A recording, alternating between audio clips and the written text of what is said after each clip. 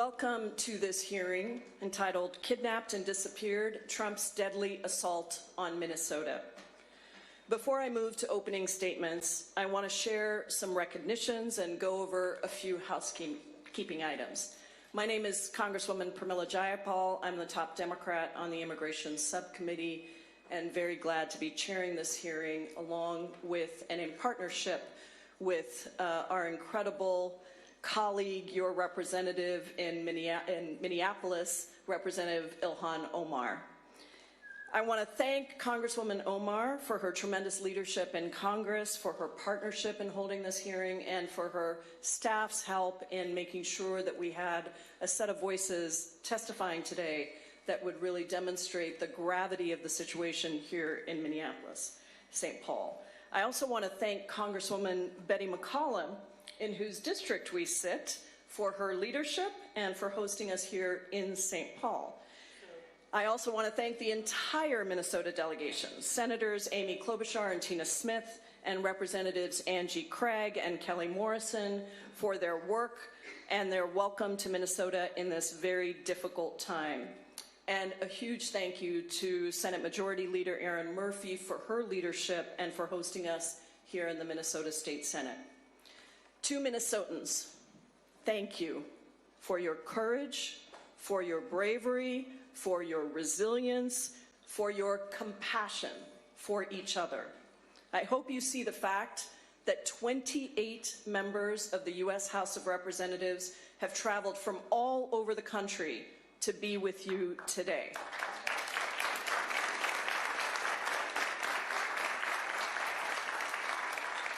I hope you see that as a recognition that you are not in this alone. We've got your back, and we will do what we need to do in Congress to advocate fiercely for you. Finally, before we move to opening statements, I ask for a moment of silence to honor Renee Nicole Macklin Good, a U.S. citizen, mother of 3, wife, daughter, friend to many, who was killed by ICE agents just 9 days ago. Renee Good died because she cared about her neighbors. In the words of her wife, Becca Good, Renee was a Christian who knew that all religions teach the same essential truth. We are here to love each other, care for each other, and keep each other safe and whole.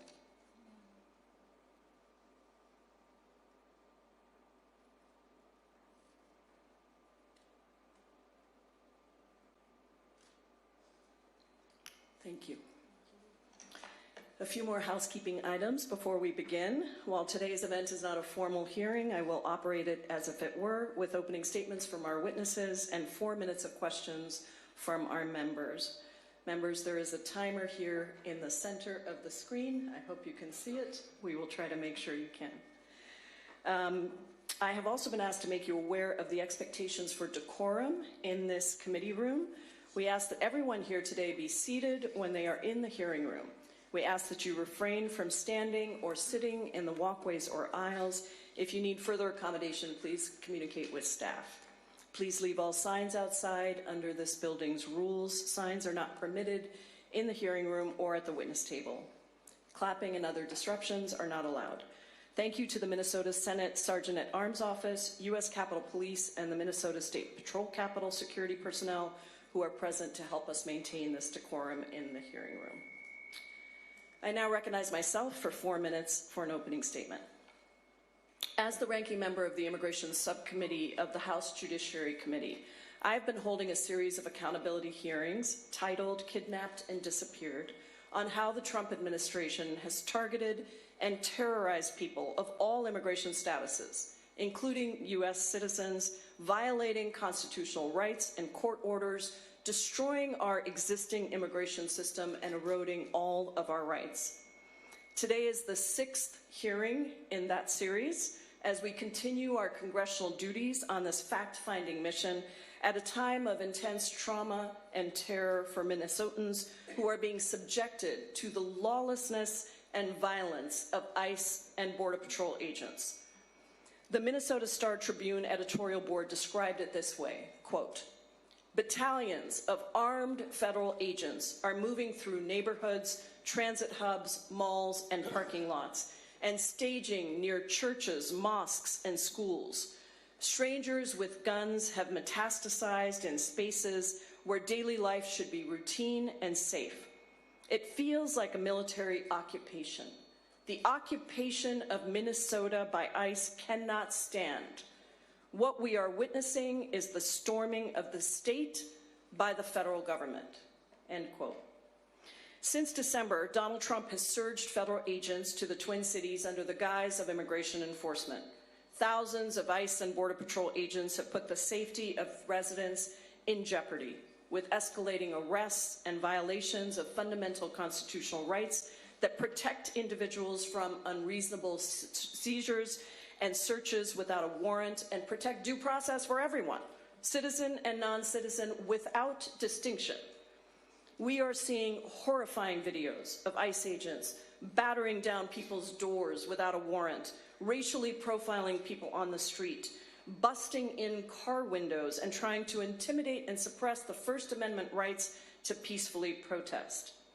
And most visible and clear to the entire nation, the killing of Renee Good, the outright lies from Kristi Noem, Donald Trump, and J.D. Vance about what we saw with our own eyes, and the subsequent attempt to assassinate the character of Renee Good and her widow, all while blocking any fair, independent investigation of the ICE officer who shot her. Instead of making us safer, Trump is deliberately escalating tensions in a city where crime rates have been declining, and the tactics are only accelerating. Renee Good's killing was the 9th reported ICE shooting since September. Meanwhile, in the single year since Donald Trump entered office, 35 people have been reported by ICE to have died in ICE detention facilities. That is the highest number in 2 decades. Let me be clear. This pattern of reckless, even lethal use of force cannot continue, and we will do everything in our power to hold the administration accountable and stop this lawlessness. Let me also be clear about something else. What is happening in Minnesota is a pattern that is dangerous to every single person in America. Because if they can erode the rights of some, they can do it to you. No one is safe. As one of only 24 naturalized citizens to serve in Congress today, someone who spent 17 years in the process to get my U.S. citizenship, this is very personal to me. Never in a million years would I have thought that I would see what I see on the streets of the United States of America. We cannot have a second tier of citizenship. We cannot undermine the contributions of immigrants from all over the world, and we must protect our democracy and our Constitution for all residents and our future generations. I'm grateful to our witnesses for being here today, and I now recognize Representative Ilhan Omar for 4 minutes for an opening statement. Thank you all for being here today. I want to thank Congresswoman Pramila Jayapal for co-hosting this field hearing to raise the alarm about Donald Trump's unlawful, aggressive, and authoritarian actions in the Twin Cities. I also want to thank my colleagues who came from across the country and testifiers for joining us here in Minnesota. What we are witnessing right now is unprecedented. There is no modern precedent for this level of federal overreach, violence, lawlessness carried out in the name of immigration enforcement. This is not routine enforcement. This is not about public safety. This is not even about immigration. This is about political retribution. The president said it himself this week. It is increasingly clear that the entire purpose of these actions is to provoke chaos and fear in order to justify invoking the Insurrection Act and expand the president's ability to rain terror upon American cities who do not vote for him. That is the context in which Renee Nicole Good occurred. This administration has unleashed primarily paramilitary force into our neighborhoods, terrorizing families, escalating enforcement, and now killing a U.S. citizen in our state. And this is just the tip of the iceberg. Our office has received numerous reports of deeply questionable arrests, individuals detained without explanation, without warrants, without access to counsel, and in many cases without any discernible lawful basis at all. We have heard of agents pushing people because they look Latino or Somali, forcing them into car accidents where they smash windows, cut seatbelts, carry people away. Abandoned cars with broken windows have become a normal sight of daily life in the Twin Cities. Trump claims Operation Metro Surge is about targeting criminals. The reality is even more disturbing. They have deliberately blurred the lines between public safety threats, legal immigration, and U.S. citizens, creating an enforcement campaign so indiscriminate that citizens are being swept up, arrested, and carried away to detention facilities. In Minnesota, dozens of U.S. citizens have been taken into custody and released hours later. We have yet to see charges materialize because in nearly all instances, no federal charges are possible. Similarly, this administration has worked to reduce any semblance of due process, sending people out of state, specifically to prevent access to legal representation, separating them from their family, counsel, and open removal processes for refugees with no legitimate legal basis. This is the behavior of paramilitary force operating outside the bounds of law. This administration has been entirely unresponsive. Families cannot locate loved ones, attorneys cannot find their clients, members of Congress can't get answers about where people are being held. In North Minneapolis, doors have been battered down without judicial warrants, as ICE has conducted door-to-door operations with guns drawn, actions that are neither legal or precedented. People have been indiscriminately shoved in the streets, pushed into oncoming traffic, and nearly hit by buses. Flashbangs, pepper balls, and chemical irritants are used without a second thought. This is not the America we want. This is not the Minnesota we deserve, and we will fight back. Thank you, and I look forward to hearing from our witnesses. Thank you, Representative Omar. I now recognize Representative Betty McCollum for 3 minutes for an opening statement.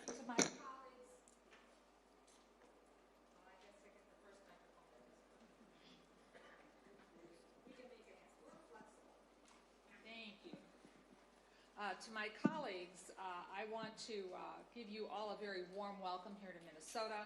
Today, you're going to hear what's been happening in our state. The Trump administration is abusing its power of the federal government to deny people their civil rights and subjecting them to violence. And the killing of Renee Good by an ICE agent is an example. Minnesotans are being racially profiled on a mass level. We are being assaulted in our streets. They are being kidnapped from our communities. Parents are seized in front of their children by masked federal agents. High school students have been thrown to the ground and pepper sprayed on their own school grounds. And it's happening right here, right now. ICE and the Department of Homeland Security must suspend all their actions at once to stop the chaos and the physical danger. The actions of these agents, which are totally unprofessional and illegal, create great harm and fear. Sunday, I saw the fear in young children's eyes and their mothers at a Midway Target when ICE pulled into the parking lot. 1 hour later, I watched as ICE agents drove through the Menards parking lot. Because there was no place to stage, they left. Our neighbors were yelling at them, some things I won't mention in public, but my favorite part was keep on driving, keep driving right out of Minnesota. Clearly what I saw was not normal or right. Secretary Noem, you better be preserving your documents unaltered because you're going to be held to testify and you will be subpoenaed. President Trump, stop stoking the chaos in our neighborhoods. You are creating a dangerous escalation. Now, Minnesota, we're not taking the bait. To my fellow Americans in other states, these actions left unchallenged could mean you're next. People that you live alongside with will be denied their rights and their due process. Today you will hear the truth of what's happening in Minnesota. Minnesotans continue to be peaceful in your protest in the face of violence. Yes, in the face of violence. And keep on recording the actions of these federal agents, but do it safely. As we celebrate 250 years of the American experience, in the words of Benjamin Franklin after the Constitutional Convention, he said, "We have a republic if you can keep it." Mr. Franklin was right. Self-governance is within all of us. I thank you, Pramila, I shouldn't be so informal, I'm sorry, and the committee for being here and gathering an amazing group of people that I heard from last night. Folks, be safe out there, but stand up for your rights because they're my rights too. I yield back. Thank you so much, Representative McCollum. We're very fortunate to have with us both senators from the state of Minnesota. I now recognize Senator Amy Klobuchar for 2 minutes for an opening statement. Good morning, everyone. We are gathered today because our state is once again the center of America's heartbreak. And it means so much, Congresswoman Jayapal and Omar, that you've brought this together, that we have people from all over the country to stand with us. And I want to thank our incredible leaders, the two mayors, as well as Attorney General Ellison, who's been at the forefront of these legal fights. ICE needs to get off our streets. They are causing confusion, chaos, and fear. They are literally chasing DoorDash delivery people into private homes where there are children. They are chasing down legal citizens in parking lots and wrestling them down, as the Congresswoman just noted, in front of Menards and in Targets. But instead of de-escalating the situation, the administration has doubled down. People are saying, look at my passport, look at my passport. Legal workers at our airport, Native Americans are being targeted on the way to their jobs. I recently met with principals in city and suburban schools in Minnesota, and they told me the horror stories of little kids scared, teachers being wrestled down in front of them in their school parking lot, graduates being stopped. And now the administration has chosen to send even more ICE officers, to the point now where there are nearly 3,000 of them, which is significantly more than the 1,100 sworn officers in Minneapolis and St. Paul combined, and equal to these sworn officers in 10 metropolitan police departments. This is completely, as the mayors know, out of balance, and it is chaos. We are telling our people who are so offended for their neighbors and are standing up, not just in organized protests, but are just standing up when they see it happen in stores. We are telling them to be peaceful and not to take the bait from the threats coming out of the White House, because in the end, these people would not be here from all over the country if they didn't believe that democracy will prevail, that the rule of law will prevail. But this is who we are in Minnesota. We are the people that slide down icy hills to get to a protest. We are the people that quietly and loudly come together to help our neighbors. We are the people, in the words of Renee Good's wife, Becca, lost the love of her life, a mom of 3, who said that we must reject hate and embrace compassion. So that is what I hope our representatives will pick up from their time in Minnesota and from our incredible witnesses today, that we're standing together, regardless, Democrats, Republicans, even though some people are louder than another. People know that this invasion is not what our state is about, and we're going to stand up. Thank you. Thank you, Senator Klobuchar. Now recognize Senator Tina Smith for 2 minutes for an opening statement. Well, good morning, everybody, and thank you all so much for being here. I want to add my thanks to members of Congress who have made this trip to Minnesota to stand in solidarity with all of us, and also to the incredible local leaders, with my fellow members of the Minnesota congressional delegation, local leaders, the mayors here today, many state legislators that are in the audience.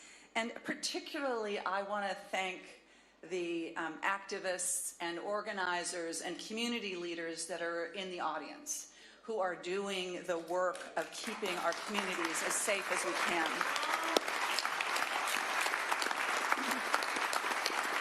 So, President Trump's illegal deportation campaign is leaving Minnesotans and Americans detained, arrested, injured, and killed, all the while trampling on our basic civil rights and due process. It is making us all less safe, it is dangerous, and it must stop. Renee Good, a United States citizen, a wife and a mother, was shot and killed by federal agents in broad daylight in the middle of a Minneapolis street. The federal government, within hours, labeled her as a domestic terrorist before they even knew her name, and are clearly attempting to cover up what happened. And in Minnesota today, people are literally calling 911 because they need protection from federal agents that are threatening their safety and their security. ICE agents are blatantly profiling Black and brown and Asian people and Native Americans. And this is happening not just in Minneapolis and St. Paul, but in suburbs and small towns and communities all over Minnesota. Now, many of these agents are clearly poorly trained, which puts us all in danger, but they are also hostile and emboldened because they have been told, starting with the vice president, that they have 100% immunity. And as a result, people are getting hurt and even killed. And of course, just yesterday, the president literally threatened to invoke the Insurrection Act, which amounts to declaring war on the state of Minnesota. I am so grateful to all of you here today who are going to help us tell this story, not only to Minnesota, but to the country, because we know that most Americans do not support this blatant illegal activity. And the more they hear about what is happening, the more they will add their voices to the powerful resistance that we are seeing here in Minnesota, and that is the way that we will win this important fight. Thank you so much, everyone. Thank you so much, Senator Smith. We are fortunate to be joined with two members of our House Democratic leadership. Ted Lieu, the Vice Chair of the House Democratic Caucus, is here, and I now recognize House Democratic Caucus Whip Catherine Clark for an opening statement for 2 minutes.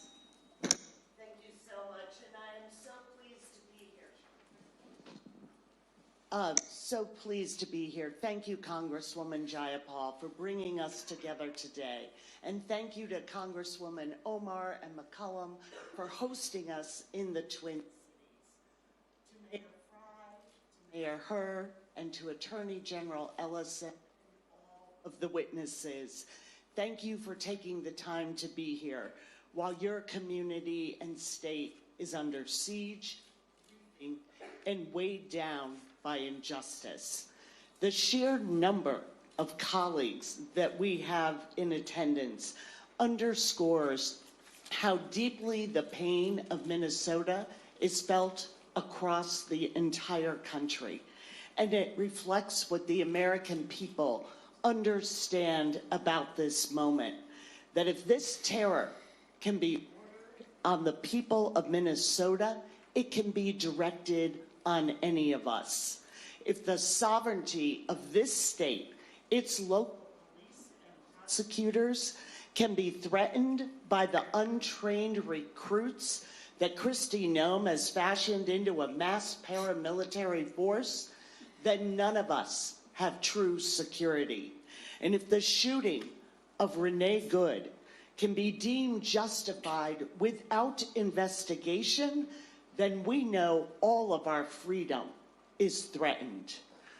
I want to thank the people of Minnesota for their resolve and grit, for their courage, and for turning towards each other in love instead of turning away in fear. You are setting a model for how we respond with strength and community. And to our witnesses, we thank you for speaking out and sharing your stories. Your courage inspires us, and we will be taking your voices to all of our work that lies ahead in these perilous days. Thank you again, Congresswoman, for pulling us together and for being here. I am so grateful to be part of this important and urgent discussion. And I yield back. Thank you so much, Whip Clark. For those of you who are looking to use Wi-Fi, you can use Ledge Public Wi-Fi, and there's no password. It is now my pleasure to introduce today's witnesses for our first panel. Keith Ellison was sworn in as Minnesota's 30th Attorney General on January 7th, 2019. As the people's lawyer, Attorney General Ellison's job is to help Minnesotans afford their lives and live with dignity, safety, and respect. From 2007 to 2019, Attorney General Ellison represented Minnesota's 5th congressional district in the United States House of Representatives and served as a dear friend and colleague for many of us on this dais. Prior to Congress, Attorney General Ellison served 4 years in the Minnesota House of Representatives, as well as spending 16 years as an attorney specializing in civil rights and defense law. He received his law degree from the University of Minnesota Law School in 1990 and is the proud father of 4 adult children. Jacob Frey has served as mayor of Minneapolis since 2018, being re-elected twice in 2021 and 2025. A member of the Minnesota Democratic Farmer Labor Party, he served on the Minneapolis City Council representing Ward 3 from 2014 to 2018.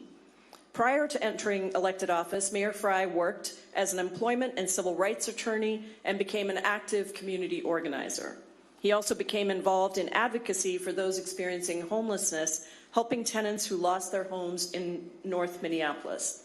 Mayor Frey received his undergraduate degree from William & Mary and law degree from Villanova University.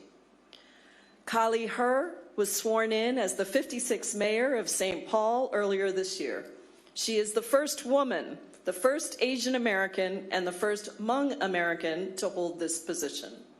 Prior to being elected mayor, she served in the Minnesota House of Representatives from 2019 to 2025. Mayor Her was born in the mountains of Laos and came to the United States as a refugee at the age of 3. A strong work ethic, her family's tenacity, and support from her community propelled Mayor Her to the highest levels of our state government and now to City Hall, where she brings her years of lived experience across different sectors to help move St. Paul forward.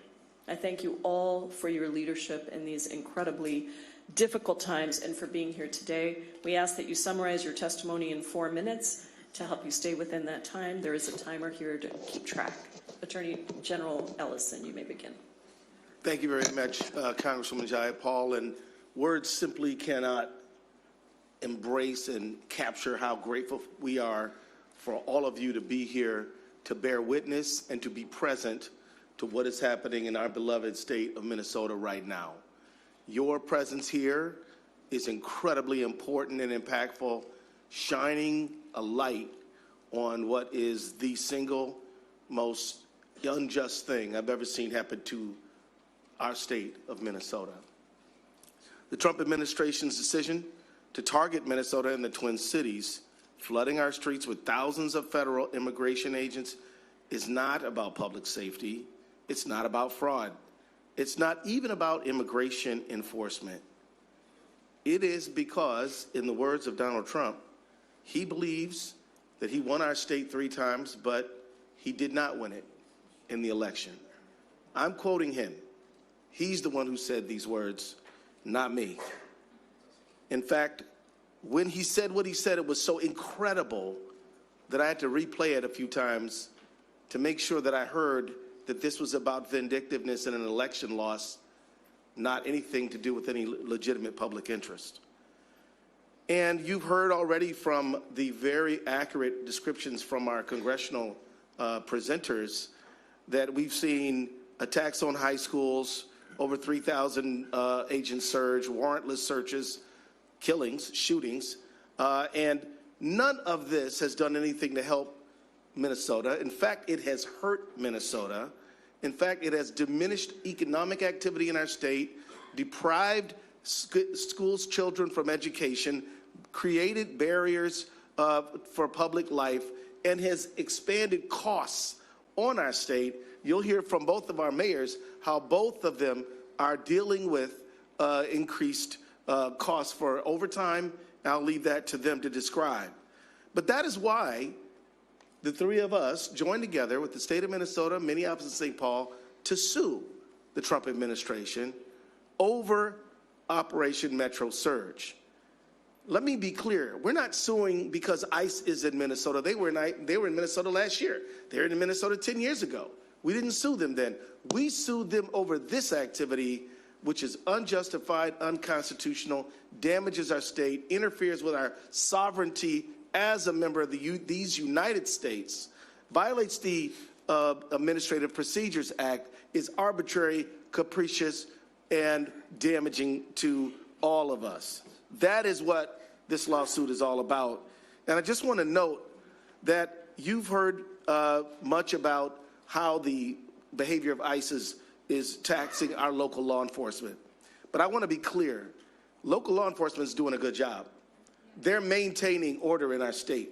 The order, if there, to the degree there is a lack of it or a challenge, is directly and exclusively because of the Metro Surge authorized by the President of the United States. This is, and so as he contemplates the Insurrection Act, please know that we do not need federal authorities to help us maintain order. We need them to stop doing things. That is what is needed in this situation, and that is what we're demanding in our lawsuit. So let me just say that the family of Renee Nicole Good and the family of everyone who's been thrown to the ground, beaten, harassed, arrested in a warrantless search, anyone whose business has been destroyed, had to face closing their business because of this conduct, that we are standing with you. And we will not stand by idly as this injustice unfolds. We will stand up and assert all means legal to protect the people of our state. I will yield back. Thank you, Attorney General.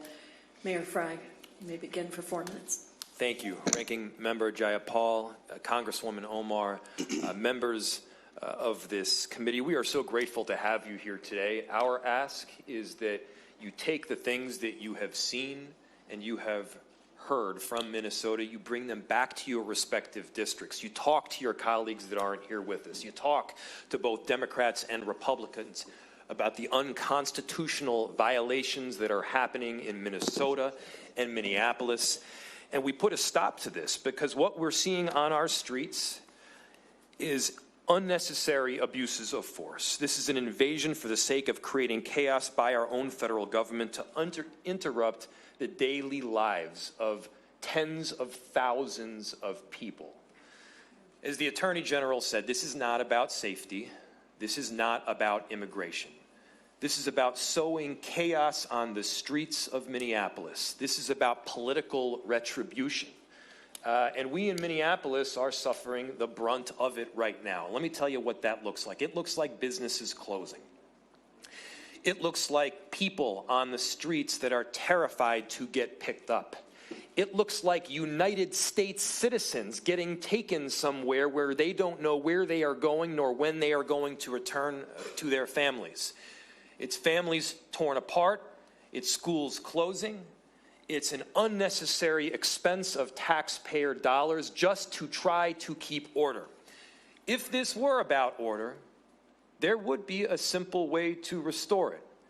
And let me tell you a secret. It's not restored by additional federal agents.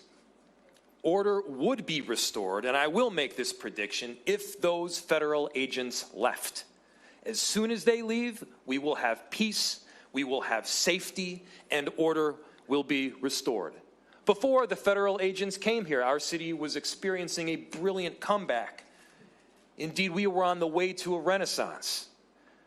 Safety had been improved, crime was down in virtually every category, in virtually every neighborhood.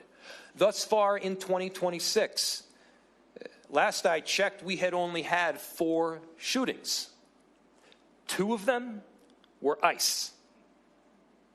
An entire city of 435,000 people, 4 shootings, and 2 of them were ICE. It is clear that the practices that ICE is using is unconstitutional. They are not methodical. They are not well planned out. They have taken people out of their cars to detain them on major streets, left the car running, not in park. Car rolls down the streets. You don't need to be a genius to figure out that that is not safe. We've had small children that have been damaged by the inhalation of some form of gas. We've had loose dogs that were left unattended in the streets after ICE arrested and drove away with its owner. This is not making Minneapolis safer. This is not about safety. And I think the main message here is this is not sustainable. We have had tens of thousands of people in our city beautifully stand up for one another. They've showed this entire country who we are, how you love your neighbor, how you make a commitment to the greater good in society. And we have seen consistent unconstitutional practice by ICE discriminating only on the basis of are you Latino, are you Somali, and then indiscriminate pickups thereafter. People are walking around on the street with their passports. That's not American. That's the furthest thing from it. Please take back to your respective constituencies and your colleagues the message of if you love your own community, do not let this happen in ours. Thank you, Mayor Frey. Mayor Herr, you're recognized for 4 minutes. Thank you. Friends, neighbors, and members of the United States Senate and House, welcome to our capital city of St. Paul, where we are a big city but a small community. I sit before you today, a newly sworn-in mayor of a city under siege by the federal government. Right now, federal law enforcement officers far outnumber local law enforcement officers in Minneapolis and St. Paul. The tragic effect of this occupation are rippling far and wide throughout our communities. Beyond the immediate and tragic human toll of rounding up our residents based on what they look and sound like, the economic impacts on our city are far-reaching and likely unquantifiable in the near term. St. Paul Public Schools need to close so that they can offer remote learning for students so that they can feel safe in their learning. We've received reports of federal law enforcement officers going door to door asking people where the Asian people live, right in our very own city. I myself have received advice to carry my passport with me because that they may try to target me based on what I look like as well. Our immigrant, refugee, and communities of color are hurting. I've been meeting with immigrant business owners to develop plans to throw them a lifeline and help them stay afloat. I've heard from them that some of their sales have dropped 60% if they're even able to stay open at all. They are relying on community networks and volunteers to secure their entrances and monitor their parking lots. It is draining their resources and ours. Our law enforcement officers are responding to incidents across our city in which residents are feeling threatened and having their rights violated. Car accidents caused by ICE agents, leaving physical injuries and hazards on our roadways. They have fired shots in our streets, and we've heard from citizens who were held in detention centers in a U.S. citizen section. Our residents are scared and confused by the number of agents in uniforms bearing the words police that do not behave or treat residents the way St. Paul police officers do. It is undermining the trust within our officers. If this were about safety, federal agents would be going after people who are truly a threat to our community. Instead, they are casting a wide net, scooping up residents who enrich our community, contribute to our economy, and make up the fabric of our cities and state, producing vibrancy for our communities. We are ground zero for Trump's war in America, a war on our democracy, on our freedoms, on our rights as Americans. It is in our backyard today, and it is only a matter of time before it is in yours. As congressional colleagues at the highest level of our federal government, we need you to act, to speak out, to elevate stories of what is happening to our residents. I was with my parents last night for an hour talking to them, and they told me they hadn't opened their blinds in days. They were afraid that their neighbors would tell them that that house was an Asian house. That my parents have both moved all of their hospital visits, their doctor's visits, to remote or to virtual because they're afraid to leave their home. That is the America that we are living in right now, where people cannot access food, they cannot access healthcare, they cannot access their basic needs because of the terror, because our cities are under siege. We need your help, whatever it may be. We are standing united and strong, but we need immediate relief for our cities. Thank you so much for being here, and thank you so much for lifting up what is happening in our city and our state. I yield back my time. Thank you so much, Mayor Herr, and thank you all for your incredible strength and leadership. We appreciate you being here, and we'll excuse you to go back to all the things I know are before you. Thank you. I'd now like to invite up the witnesses for the second panel.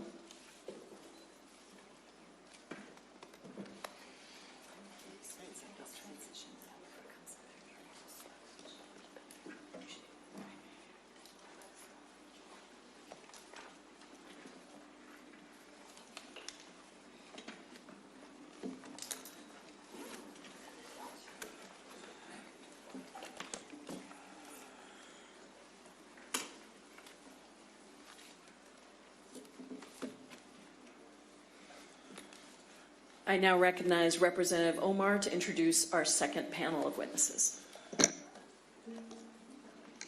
Thank you so much to our first panel. It is my pleasure to introduce today's witnesses for the second panel.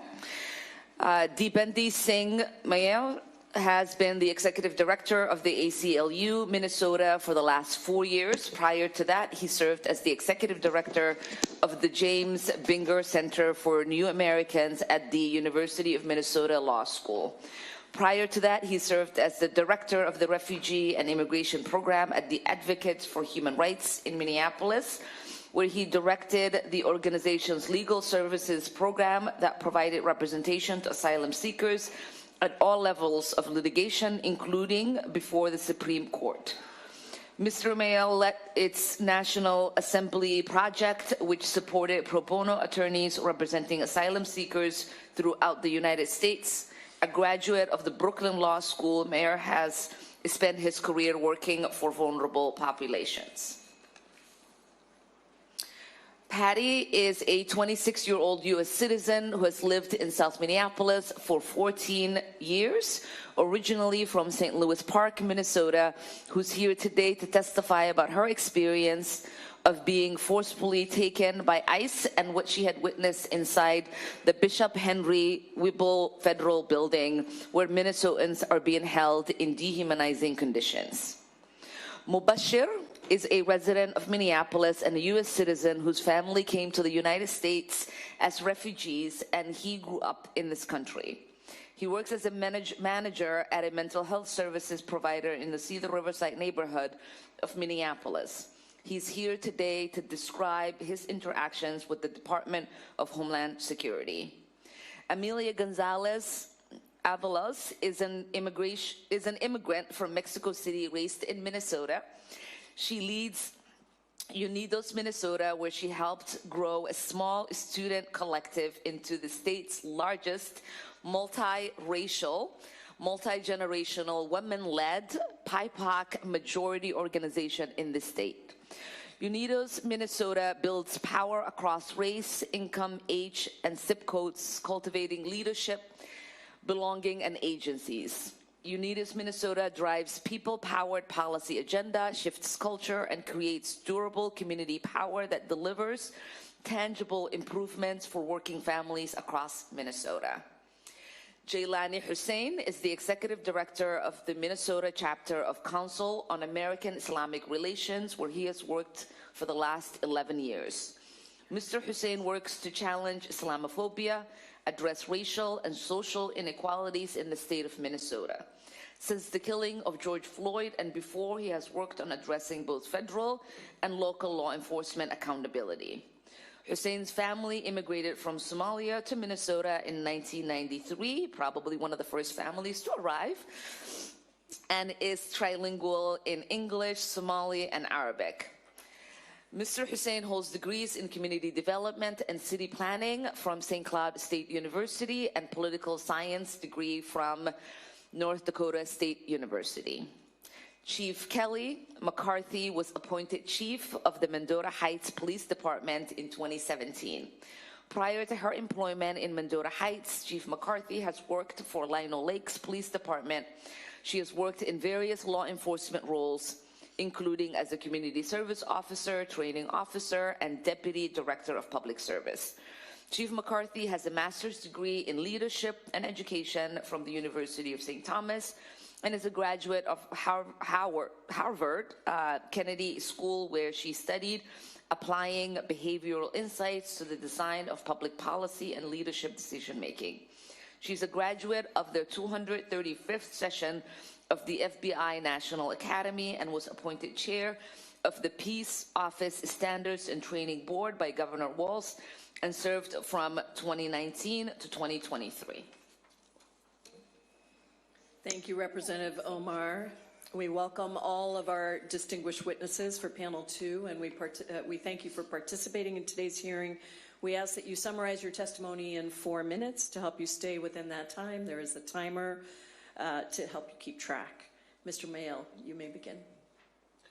Thank you, Ranking Member Jayapal and distinguished members of Congress. Thank you for holding today's hearing.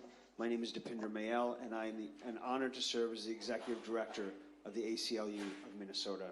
You visit our beautiful city in a time of profound grief, fear, and outrage.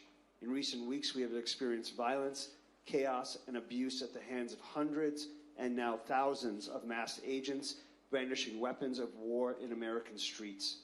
Today, I will share with you about 2 recent ACLU of Minnesota lawsuits that document these profound harms and the administration's brazen violation of our laws.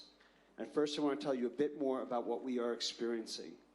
Agents have stormed our parks and schoolyards, blocked our streets, barricaded store parking lots, and thrown tear gas in front of our homes and schools. While many Minnesotans are peacefully protesting, many others are afraid to leave their homes. Public schools in Minneapolis closed earlier this month after federal agents pepper sprayed, tackled, and handcuffed multiple people at a high school. More than 30% of students were absent from classes this week. Parts of our city are like a ghost town, as the very presence of federal agents make them terrified to go about their daily life, and many immigrant neighbors have not left their homes in days, avoiding basic activities like buying groceries, picking up prescriptions, or going to work. These federal agents swore an oath to our Constitution, yet they have broken dozens of our laws. As we documented in our lawsuit filed yesterday, Hussein versus Noam, masked federal agents are violently stopping and arresting countless people based on nothing more than their race and perceived ethnicity in violation of the 4th Amendment and federal law. In Minnesota, the overwhelming majority of Somali, Latino, and Hmong individuals are U.S. citizens, including 95% of Somali Minnesotans. We also have a large Native American population that is being unfairly targeted. Because of the dragnet tactics, American citizens are being swept up and wrongfully arrested. One such citizen is Mubashir Khalif Hussein, who you will hear from shortly.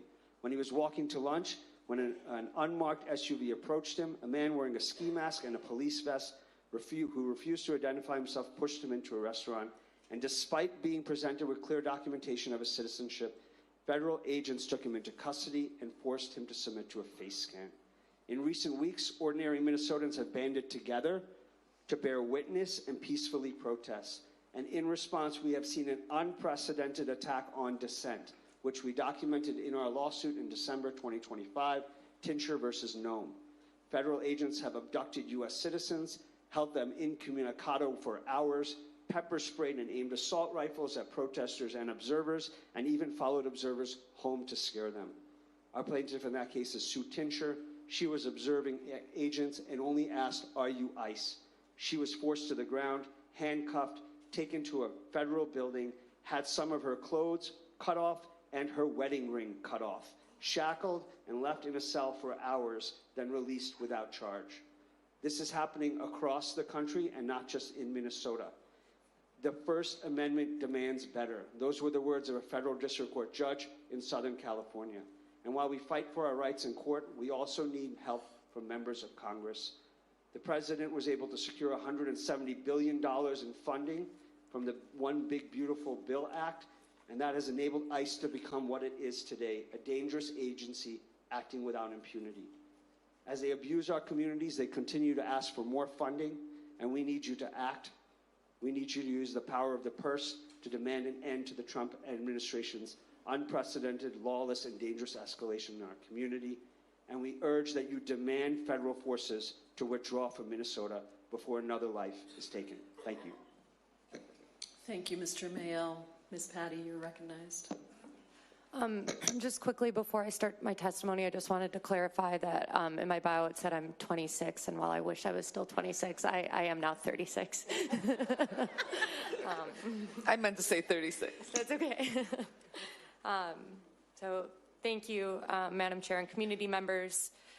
This past Sunday, January 11th, my friend Brandon Seguenza and I responded to reports of 2 ICE vehicles cornering and pepper spraying the car of an observer in my neighborhood.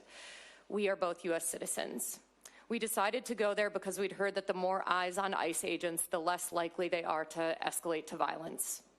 When we got there, the ICE agents were getting back into their 2 vehicles. They turned down a side street and we followed them for about 40 seconds, blowing our whistles and honking our horns, the few ways we've been able to successfully warn people that ICE is in the neighborhood.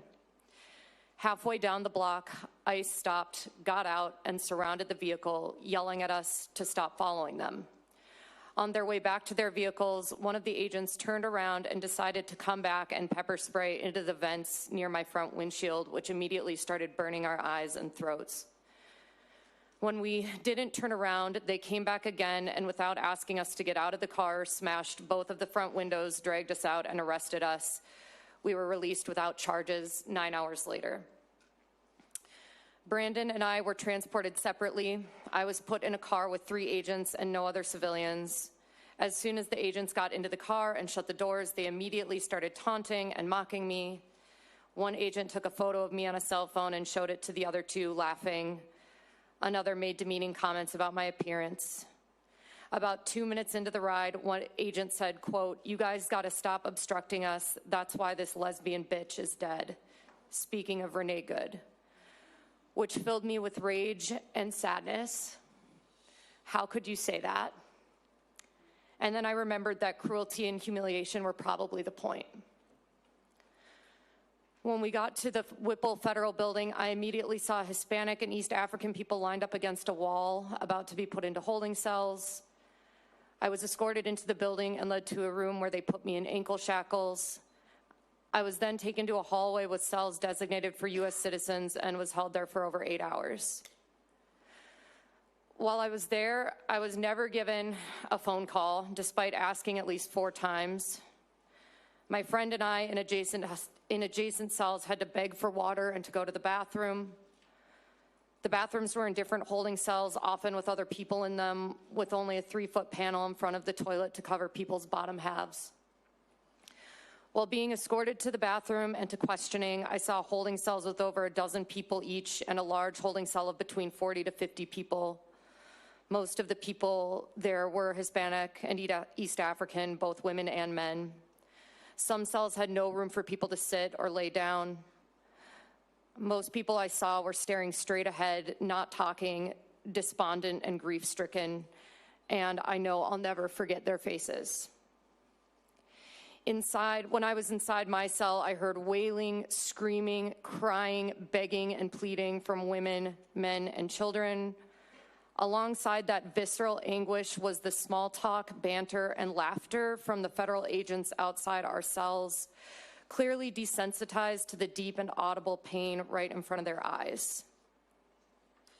It's worth mentioning that 2 other people in my cell with me that day were Marine Corps veterans, brave women who said they had gotten arrested for the same reason they wanted to join the Marines, to protect their fellow countrymen.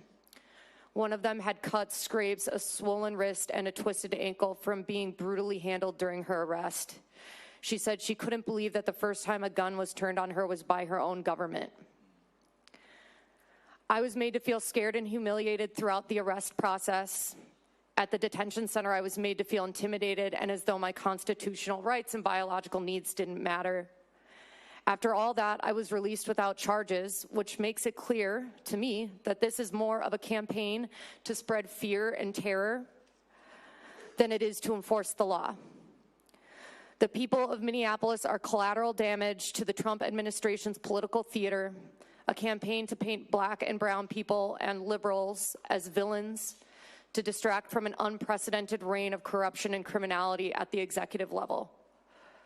while at the same time making it clear to all of us, even U.S. citizens, that this administration does not and will not honor the basic constitutional rights to which we are all entitled. I've never felt more afraid in my 14 years of living in this city than I have this past month, with ICE running rampant and killing one of my neighbors. I ask for you to do everything in your power to stop this campaign of terror so we can return to a sense of safety and normalcy. I'm lucky to be back at home with my loved ones and that I can return to my job and my community. Renee Good's family never gets to see her again. The 100 or so people I saw in that facility don't get to come home, and that is unconscionable. Thank you so much, Ms. Patty. Mr. Mubashir, you're recognized for 4 minutes. Ranking Member Jayapal and distinguished members of Congress, thank you for the invitation to testify before you today. My name is Mubashir Khalif Hussain. I am a 20-year-old U.S. citizen. My family is Somali, and when I was 6 or 7 years old, my family arrived in the United States as refugees from Ethiopia. 8 months after arriving in the United States, we moved to Minnesota. I became a naturalized citizen in 2019, along with my parents and my siblings. But my citizenship did not protect me from being physically detained and hurt by ICE agents. On December 10, 2025, I was at work in the Cedar Riverside neighborhood. Around 1 p.m., I heard a commotion and what sounded like whistles and car horns. When I looked out the window, I saw what I assumed were ICE agents on the street. I did not want to be confronted by ICE, so I waited 20 or 30 minutes until the sounds died down before taking my lunch break. As I exited the building, I paused to speak with someone on the street about what had happened earlier. That was when I noticed an unmarked 10 SUV approaching us. A man wearing a ski mask and a police-style vest entered the vehicle and quickly walked towards me. The man did not say stop or identify himself. I turned to walk away, hoping he would leave me alone. The man quickened his pace, grabbed me forcefully, and pushed me into a restaurant and asked, "Why are you running from me?" I was not running. I was just walking away because I did not want to talk to him. I knew that ICE agents had been targeting people that looked like me. I immediately started repeating over and over again, "I'm a citizen, I'm a citizen, I'm a citizen." But the agent did not stop to look at my ID. A second ICE agent entered the restaurant. They dragged me outside and put me into a headlock on the ground. I repeated, "I'm a citizen, I have an ID." The agent kept saying, "That don't matter, that don't matter." They put me in the back of an SUV. While I was sitting in the back of the SUV, my boss came out with a copy of my passport card. He held a paper on the agent's windshield, but the officers ignored him and refused to take the documents into account. They eventually drove me one street over before parking and told me they had to scan my face. I was terrified of what they were going to do a picture of me, and I did not trust them. I would not let them take a picture of me. The officer also kept telling me that they were going to take me in if I did not let them scan my face. One of the officers pulled out his phone and threatened to push a button and call for transfer. At that point, there were 3 ICE agents with me in the car. My back hurt from when I was put in a headlock on the ground, and the handcuffs were extremely tight on my wrist. Each time I asked the agent, "Can you please loosen the handcuffs?" he would squeeze my hands. When I asked for medical attention for my back and my wrist, the original ICE agent told me there were going to be medical assistance at the facility. After about half an hour, the ICE agent drove me to their office near Fort Snelling. When we arrived, they forced me to take the face scan. When we got into a building, the agents took the handcuffs off me and put shackles on my ankles before searching me. I asked for water. They said no. Then an employee told me I was getting deported. I again insisted that I was a citizen and that I could show proof of it on my phone. I showed a picture of my passport card to a woman at the ICE office. She took a picture of my passport card and then searched for my name in the criminal database. Eventually, she said, "Kick him out." It is difficult to believe that this happened to me. I knew that the president had made statements about Somali people and that there will be additional ICE officers in the Twin Cities focused on Somali people. But I did not think that this would happen to me, someone in my family.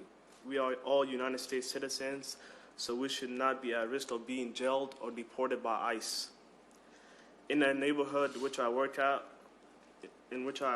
I hear screaming all the time.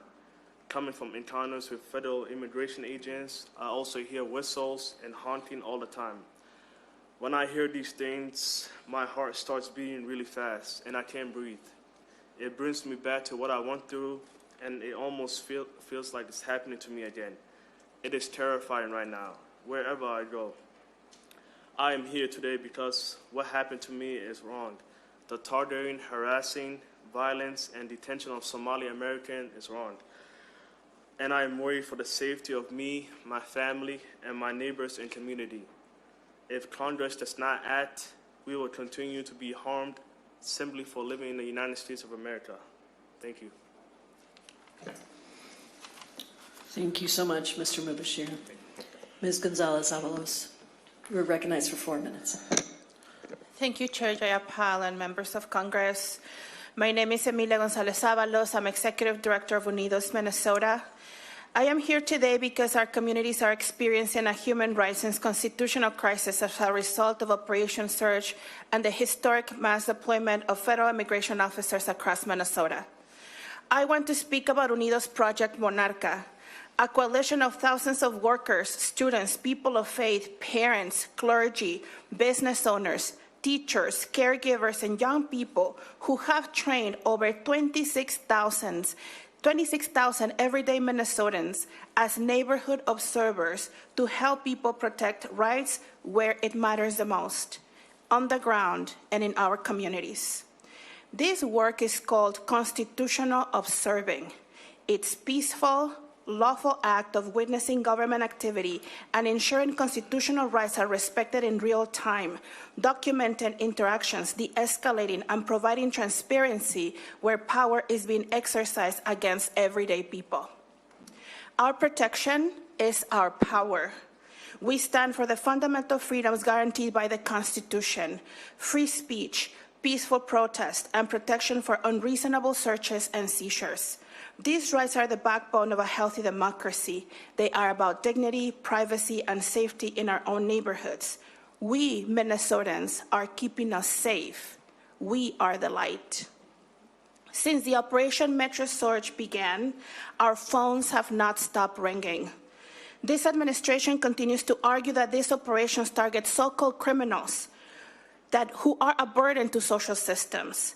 Yet the reality on the ground tells a different story. Federal agents continue to target workplaces and small businesses, the very places where people contribute to our economy, support their families, and sustain local communities. This administration claims this surge brings security and safety, but at the same time, federal officers are operating around hospitals, schools, and places of worship, spaces that should be protected, not militarized. These actions create fear, disrupt essential services, and send shockwaves far beyond a single arrest. These ripple effects are felt across entire communities and across the state of Minnesota, undermining trust, stability, and public safety itself. We get calls from families whose relatives are predominantly workers with no criminal convictions, were picked up on their way to work while dropping children off to school or simply taking out the trash. We get calls from parents who spend hours waiting for their spouse to come home, only to realize something is wrong and they don't know where to turn. We hear from families and attorneys who have searched for hours for their loved ones. We hear how children as young as 4 years old have been detained and how families are unable to find them in the federal tracking system for hours and days at a time. We hear of warehouses in Minnesota suburbs where people are questioned and processed in the dark without transparency and without clear access to legal counsel. Not only that, the ACLU enforcement complaint form has become the most shared resource among our operators and constitutional observers. It is shared because people are witnessing violations they believe must be documented and reported. As this operation intensifies, so have attacks of those who are simply watching. Trained observers, peaceful trained observers, peaceful, identifiable, and acting within the law have been followed, ordered to stop filming, pushed off sidewalks and roads, violently treated and threatened with arrest. Some have been violently detained for doing nothing more than exercising their First Amendment rights. When the government treats observers as interference, when witnesses are intimidated, and when cameras are treated as threats, constitutional erosion is no longer theoretical. It is happening in real time. On January 7, 2026, an ICE agent shot and killed our neighbor, 37-year-old Renee Nicole Good, a U.S. citizen and a Minneapolis resident, a moment that sparked grief, outrage, and widespread protest. This tragic death underscores the deep distrust many Minnesotans feel towards federal enforcement apparatus, because people should not have to worry that an encounter with a masked, armed federal agent could cost them their lives. This is not about whether immigration law exists. This is about how power is exercised. Thank you so much, Ms. Gonzalez-Avalos. Can I wrap up, Chair Jayapal? Go ahead. If you can make it really fast, we just need to get I promise everyone. I'm wrapping up. The scale and tactics of Operation Metro Surge have destabilized neighborhoods, separated families, undermined local authorities, and eroded public trust. Communities are not safer, and Minnesota should not be a testing ground for unchecked federal force. I offer this testimony with the awareness of the risk of federal retaliation to myself, my family, our members, and constitutional observers in our workplace, precisely because we have chosen to bring this information into the public record and to exercise the First Amendment rights that are fundamental to our democracy. We need ICE out of Minnesota until our constitutional compliance, transparency, and accountability are restored. Congress must reassert its oversight role, freeze their funds, help prosecute Agent Ross and all agents acting outside the law, and make clear that enforcement goals never justify the suspension of constitutional rights. Our democracy depends on a high-functioning civilian participation and the rule of law, and the rule of law depends on accountability to power. Thank you very much, Chair Jayapal. Thank you, Ms. Gonzalez-Avalos. Appreciate you. Mr. Hussain, you're recognized for 4 minutes.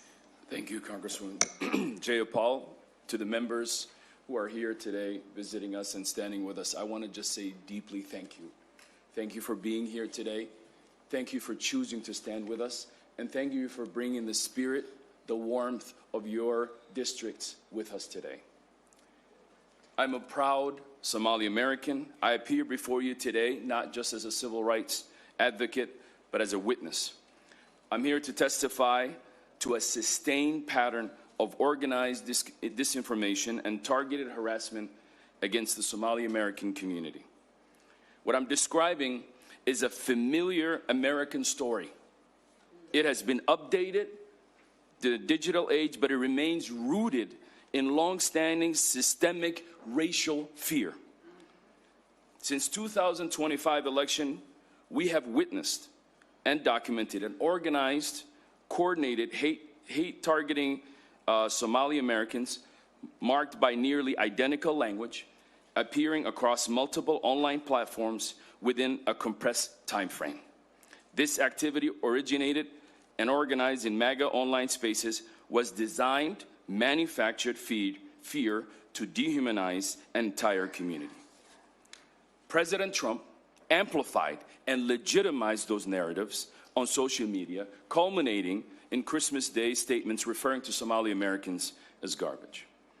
Words from a president of the United States are not symbolic. They authorize behavior. They normalize harassment. They escalate threats, and they lower the barrier to violence. Somali Americans sit in an intersection of multiple marginalized identities. We are Black, we're immigrants, and we're Muslim. As a result, our community has been scapegoated through sweeping narratives that criminalize our entire community based on identity rather than evidence.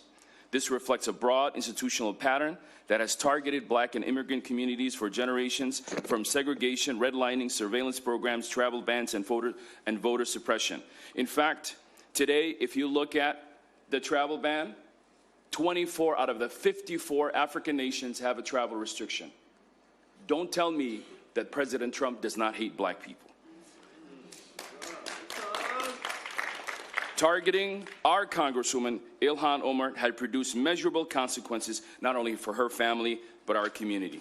Coinciding with increased attacks against mosques, today Minnesota leads the nation in reported mosque attacks. This escalation is not isolated, it's connected. At the same time, these narratives have been used to expand the federal enforcement against our community and our state. Somali Americans have been living in Minnesota for nearly 30 years. And yes, I was among one of the first ones that came. And the water was just fine in Minnesota, and we told the rest of the people to come down. Our children represent the United States in Olympics.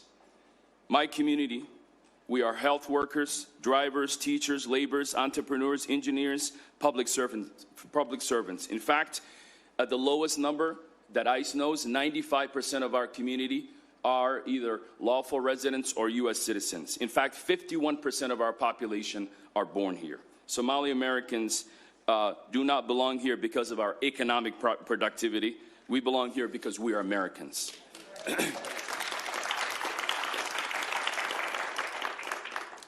ICE enforcement targeting our community has been significant. Parents are contacting our office and asking whether it's safe to send their children. Elders are asking and carrying immigration documents simply to go to their mosque to practice their faith. Businesses are closing across our state. Refugees who fled war, who had been vetted, are now being swept in the past few days. This is not about public safety. This is about community destabilization. Former FBI whistleblower Terry Aubrey warned us years ago about institutional bias directing Somali Americans within federal law enforcement here. Those warnings have been ignored. The consequences are now visible. They came for the Somalis, but they got all of us. Today, Renee Good is murdered. She was not a Somali American. She was not an immigrant. But she stood up, she bore the witness, and paid the price. Her death is a warning of the unchecked enforcement of dehumanization that needs to stop. Dr. King warned us, injustice left unchecked spreads. And that is why we are asking all of you today as Congress to act. Do your job. Stand up for the Constitution and the American people. Our lives depend on it. Our nation depends on it. And the world depends on it. Thank you, Mr. Hussein. Chief McCarthy, you're recognized for 4 minutes.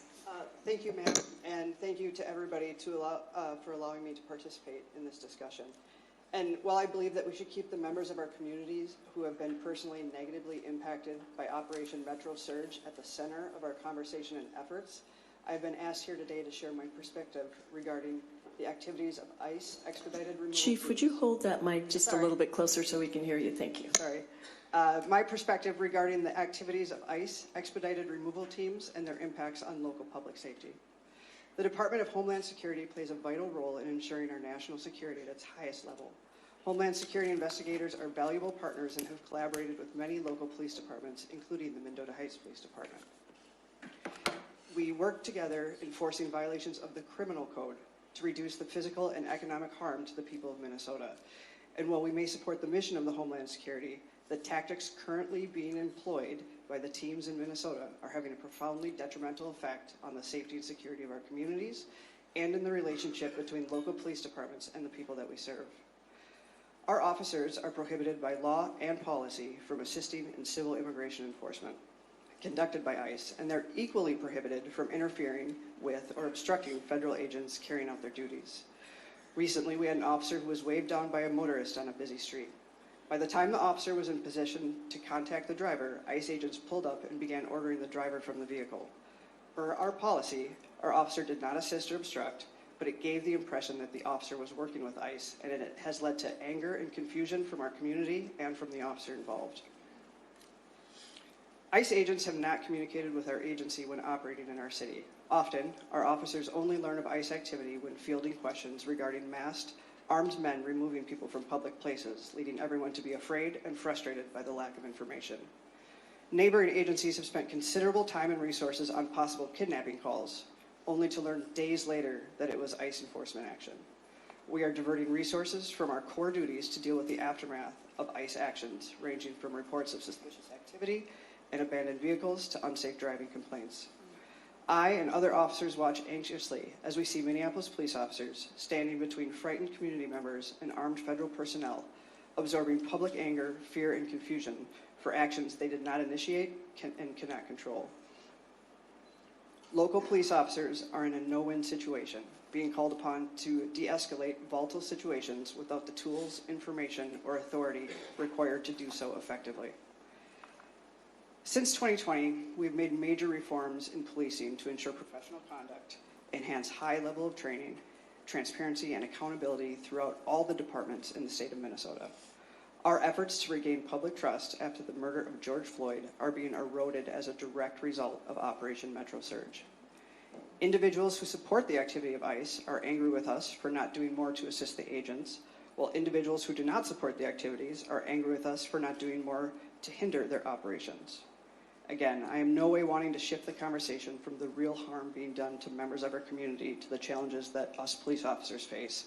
But we have to acknowledge that the tactics being used by some ICE agents during Operation Metro Surge are reducing the public's trust in local police, making the job of our cops harder and making us all less safe.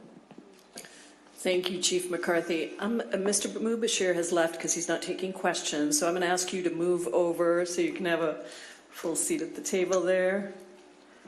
And we are now going to proceed under the 4-minute rule with questions. I'll give the Chief just a minute to reseat.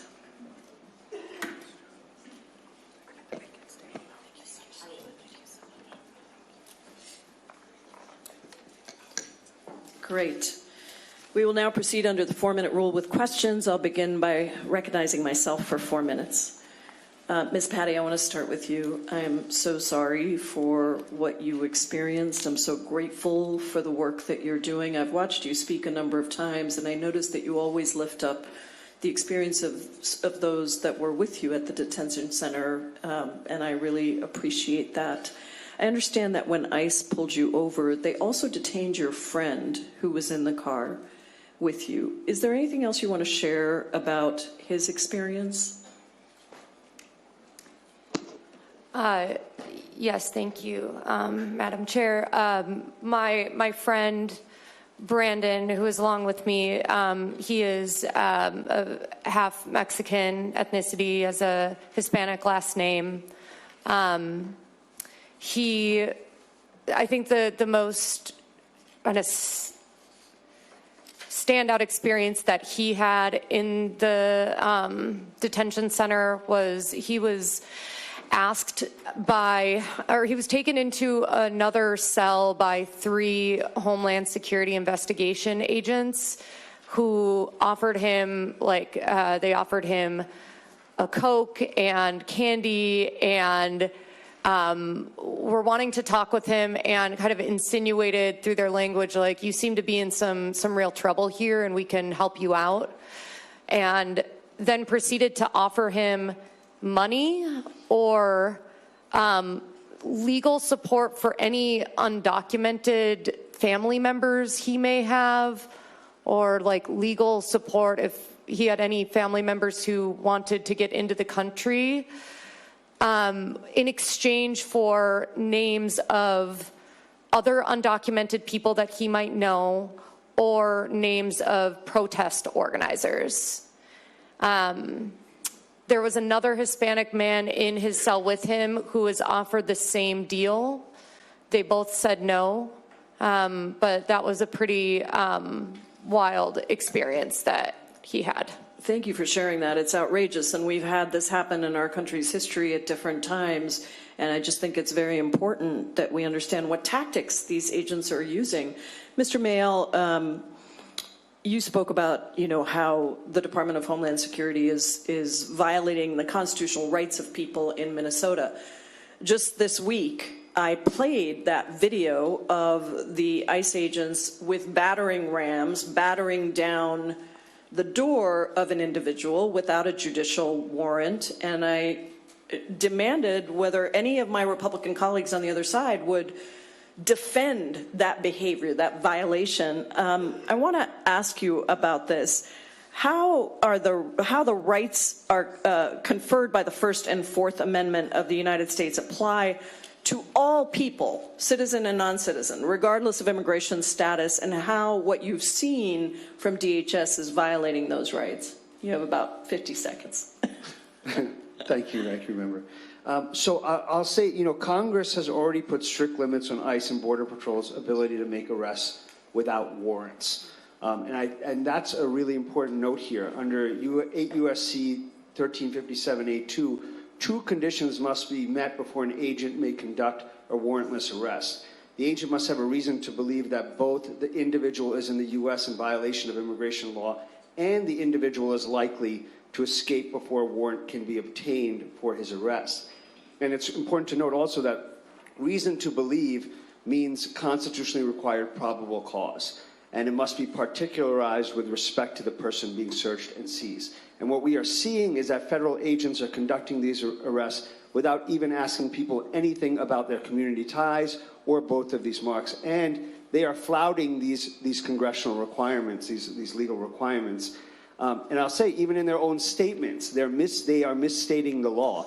In September 2025, in this post that has not been deleted on DHS's X account, it states that under the Fourth Amendment of the United States Constitution, DHS law enforcement uses reasonable suspicion to make arrests. And that's just a misstatement of the law. It's probable cause. And they repeated it in December and said that DHS law enforcement uses reasonable suspicion to make arrests again. Yeah.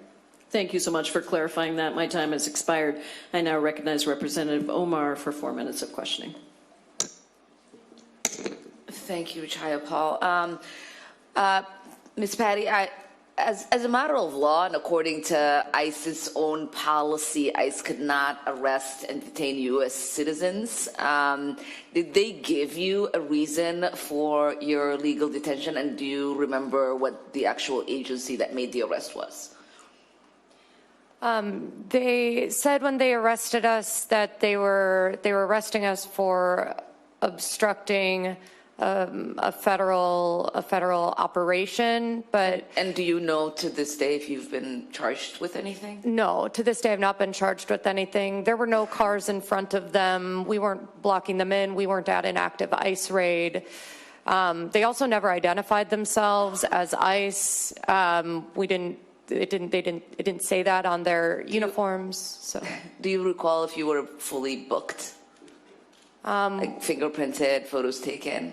We were not fingerprinted. Our photos were not taken, no. So just held hostage and then released, essentially? Yeah. Okay. And Mr. Mayall, is there any constitutional way in which these arrests are legally possible by ICE and border agents when it comes to legal residents and citizens?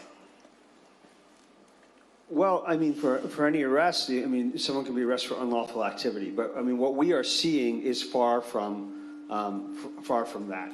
At the sites of some of this activity with observers and protesters, these are chaotic scenes. But we are seeing actions from the government that are escalating, that are violent, that are not disciplined, that are not using any proper rules of engagement. And citizens, observers, protesters, Minnesotans are rightfully upset about what they're seeing people murdered, they're seeing people shot at, they're seeing people dragged from their homes and from cars, and they're coming out. And for the most part, what we're seeing is escalation from DHS forces. Yeah. Thank you. And Chief McCarthy, we in Minneapolis, we're seeing arrests being made at gas stations, cars being left behind. The mayor testified to one car being left on as the person was detained, rolling into the street. Is that a normal behavior for law enforcement when they make an arrest for them to leave vehicles running or to leave vehicles at the site of the arrest?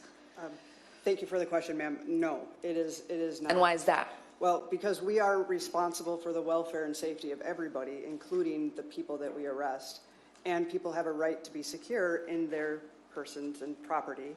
Part of that is us securing their property and making sure that it's not subject to another crime such as theft or a traffic issue.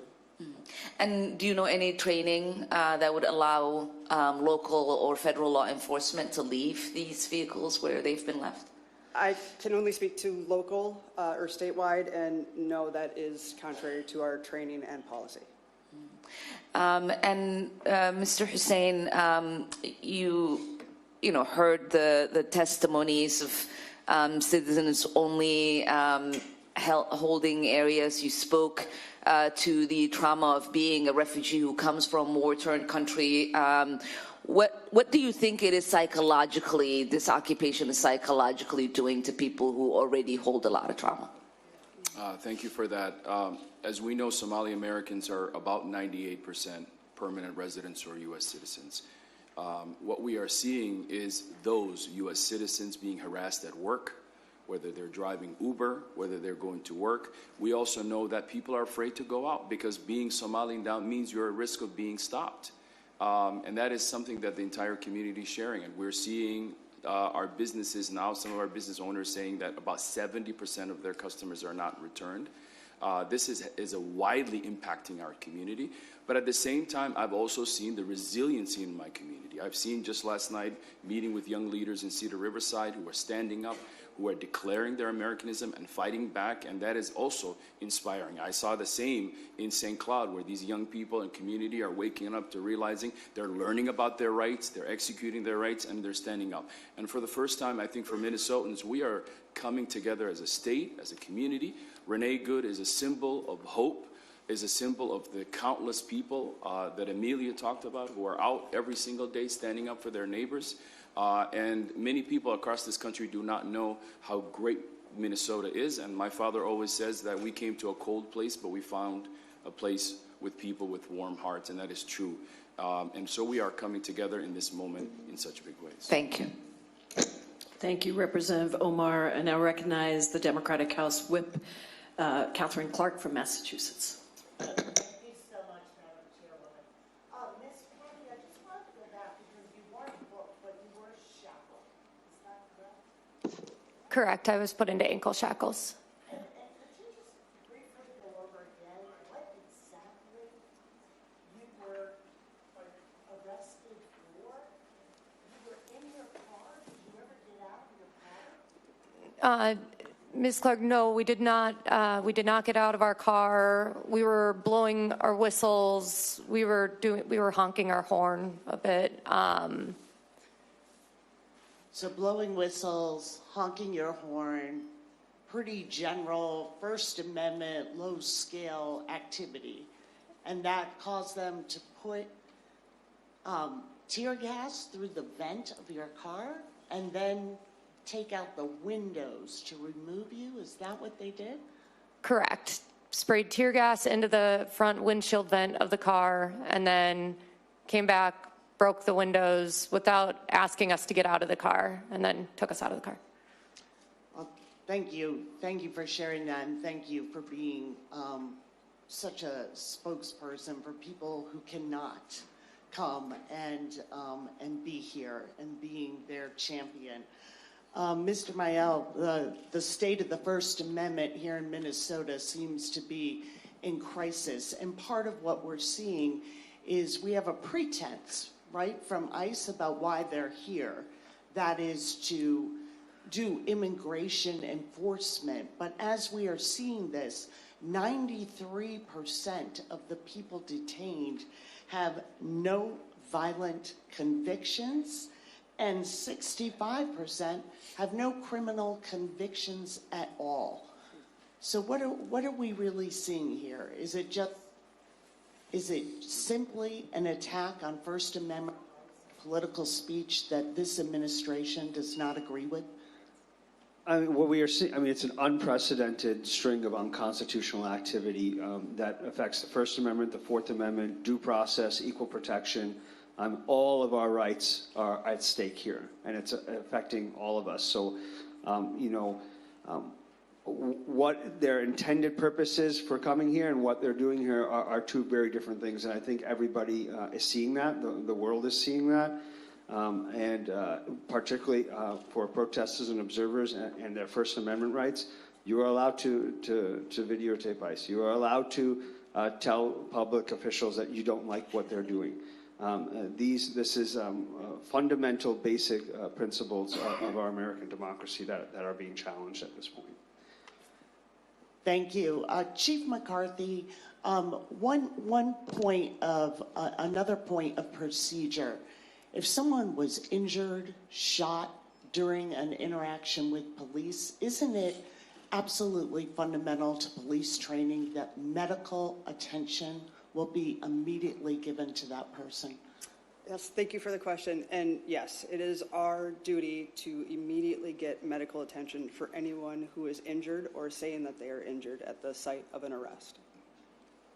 And I did want to ask you briefly about what DHS is not doing. We've had 90% of their HSI investigators sent to now be part of this paramilitary ICE force. So they are not doing the cybersecurity, protecting our energy infrastructure, disrupting fentanyl pipelines, human trafficking cases. What will the impact be for security for people as this ripples through federal government? Thank you for that. There's no question there's an opportunity cost here, and that we are spending a ridiculous amount of resources and manpower in a state that has a very low percentage of undocumented people. And so my concern for security and safety is just what you mentioned, is that the very skilled HSI investigators are not on the front lines of our cybersecurity and our fraud. They're not engaging in those human trafficking cases that we see all too often at the border. And so I fear that progress on a national level will be set back, as well as at a state and local level. Thank you. Thank you, Whip Clark. I now recognize the House Democratic Caucus Vice Chair and a member of the Judiciary Committee, Representative Ted Lieu from California. Thank you, Congressmembers Jayapal and Omar, for putting together this important hearing. I have some questions for Mr. Mayel. The First Amendment to the United States Constitution gives the American people the right to peacefully observe ICE operations, correct? Thank you for your question. Yes, that's right. The First Amendment to the United States Constitution gives the American people the right to photograph and film ICE operations, correct? That's correct. Okay. The First Amendment to the United States Constitution gives the American people the right to peacefully live stream ICE operations, correct? That's correct. Okay. I want to thank the people of Minnesota and the American people for exercising their constitutional rights. The Trump administration has sent a paramilitary force that is poorly trained, who cowardly wear masks, to states across America, including in Minnesota, to try to harass, intimidate, scare the people. And they want you to bend the knee and to yield. And the people of Minnesota said, hell no. We are not doing that. Every time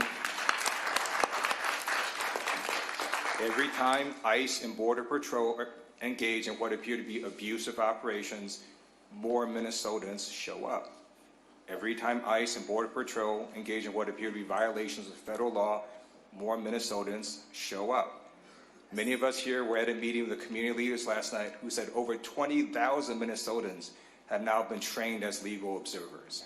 So, Ms. Mayel, I want to ask you this question. When people photograph and film and live stream ICE, that tends to make them more accountable because they're being watched, correct? That's correct. And even more important, people are gathering and preserving evidence that can be used in future cases. Is that correct?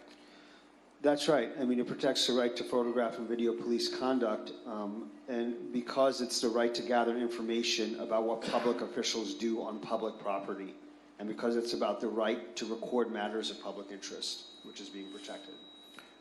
I simply want to note that midterm elections are in less than a year. There will be new presidential elections in less than 3 years. The statute of limitations for violations of federal law is 5 years. And while this administration may not hold anyone accountable, I guarantee you a future administration will. Yes. So thank you for not bending the knee, not yielding, and for photographing, witnessing, live streaming ICE and showing what ICE and Border Patrol are doing so the American people can see this. And now I want to just give some words of hope, and I fully understand what I'm about to say is of little comfort to people who have already been unlawfully detained, abused, and injured by ICE and Border Patrol. But you need to know the Trump administration has already lost. Abraham Lincoln said public sentiment is everything. With it, nothing can fail. Without it, nothing can succeed. The Trump administration has lost the public's sentiment on ICE and Border Patrol and immigration. Multiple polls confirm this. According to a Navigator poll recently put out, 57% of American people now view ICE unfavorably. Only 37% support, 20 points underwater. A CNN poll came out showing that 51% of American people believe ICE operations are making cities less safe. Only 31% believe ICE is making cities more safe, 20 points underwater. And an AP poll came out showing 61% of American people now disapprove of Trump's immigration policies. Only 38% approve, 23 points underwater. And all of us here are here today to let the people of Minnesota know that you are not alone, that the Constitution protects you, and you are on the right side of history. I yield back. Thank you, Representative Liu. I'd now like to go to members of the Minnesota delegation. We'll start with Ranking Member of the Agriculture Committee, Angie Craig.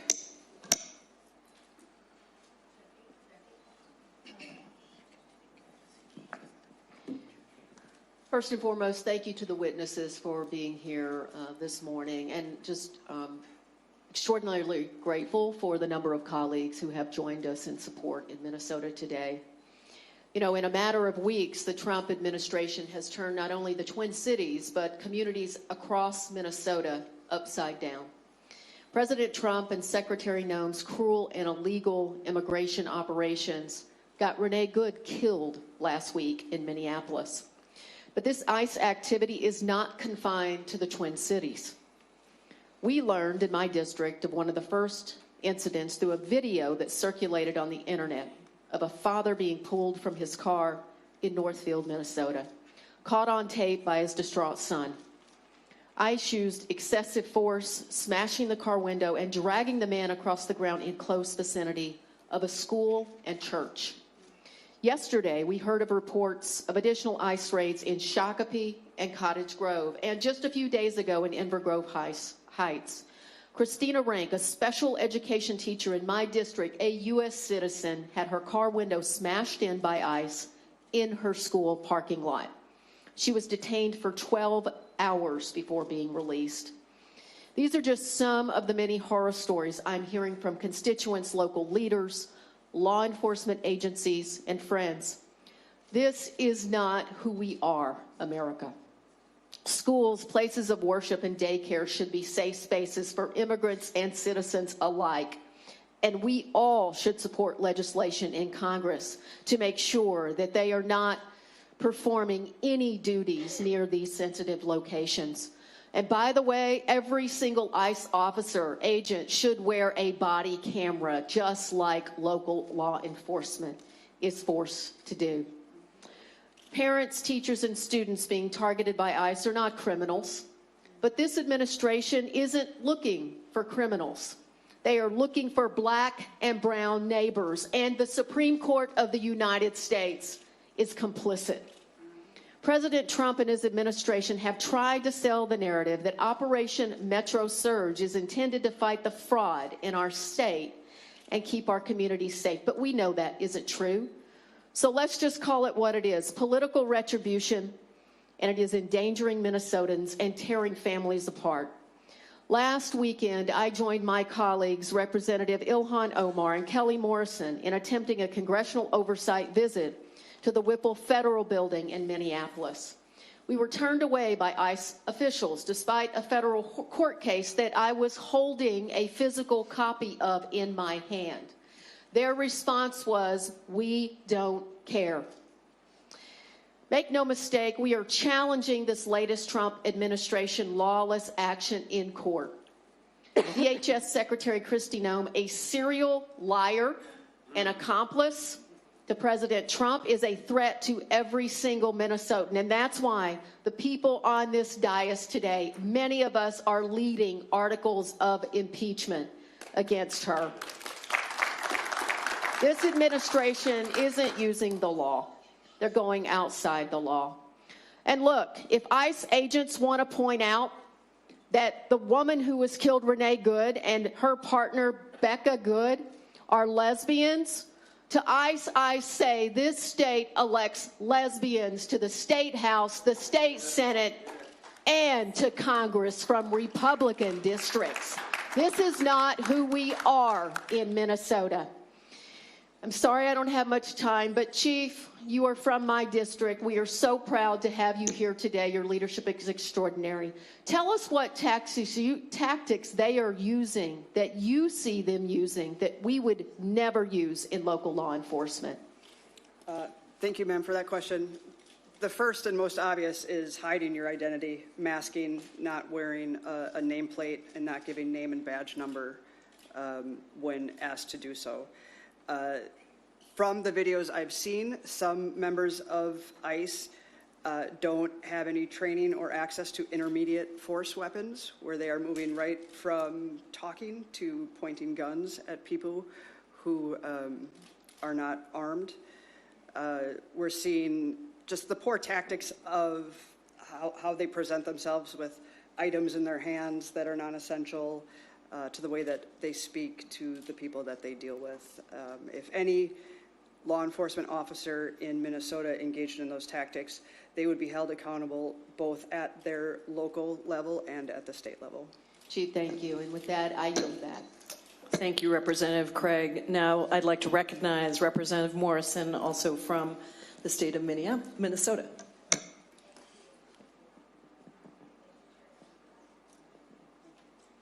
Thank you, Chair Jayapal, and gratitude to my colleagues who have traveled from all over these United States to bear witness to what is happening in Minnesota.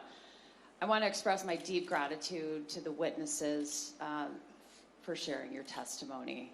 It's been an incredibly difficult time for Minnesota, and especially perilous for Minnesota's immigrant communities and communities of color. We are all grieving the loss of Renee Good, a mother, a wife, a Minnesotan, a U.S. citizen. Over the last 10 days, this tragedy has rocked our country to its core.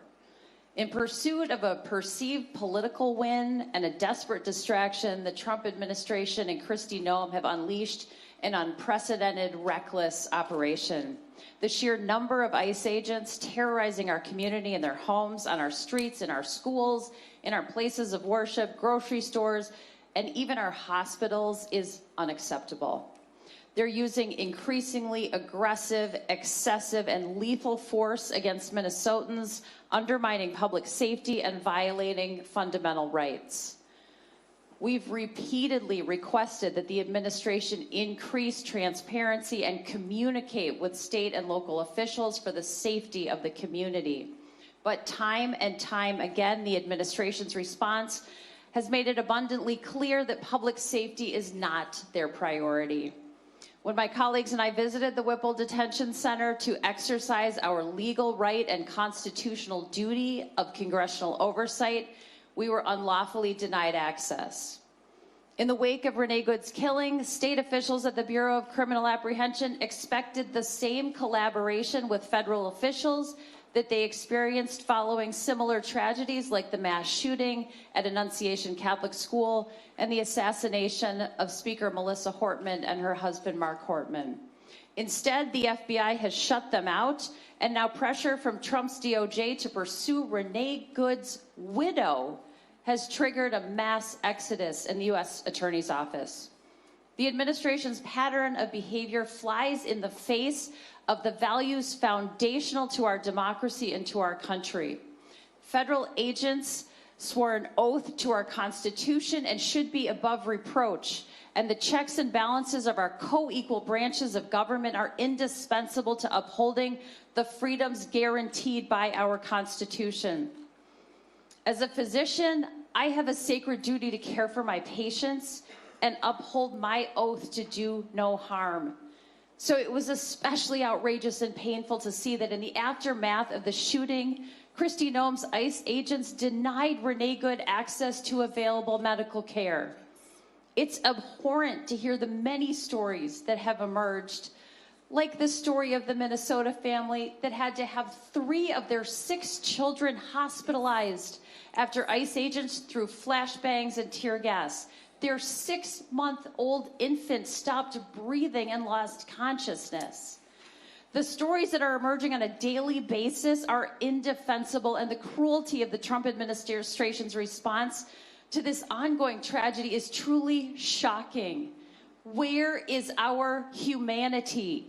This is not what the United States of America should stand for. I'm here in the Minnesota State Capitol to send a clear message to those endangering our community. Enough is enough. This is beyond politics. This is beyond partisanship. I think of Speaker Melissa Hortman every day, especially during these challenging times. And she would say that this is a moment when we have to take off our red jerseys and take off our blue jerseys and put on our Minnesota jerseys. We have to come together to protect our state and its people. So I extend an urgent plea to Minnesota's congressional Republicans to finally side with the people of Minnesota, stand up to this president, protect our communities, and restore peace. We have a congressional responsibility and a moral obligation to see that justice is served and our community is protected. I see that my time has elapsed.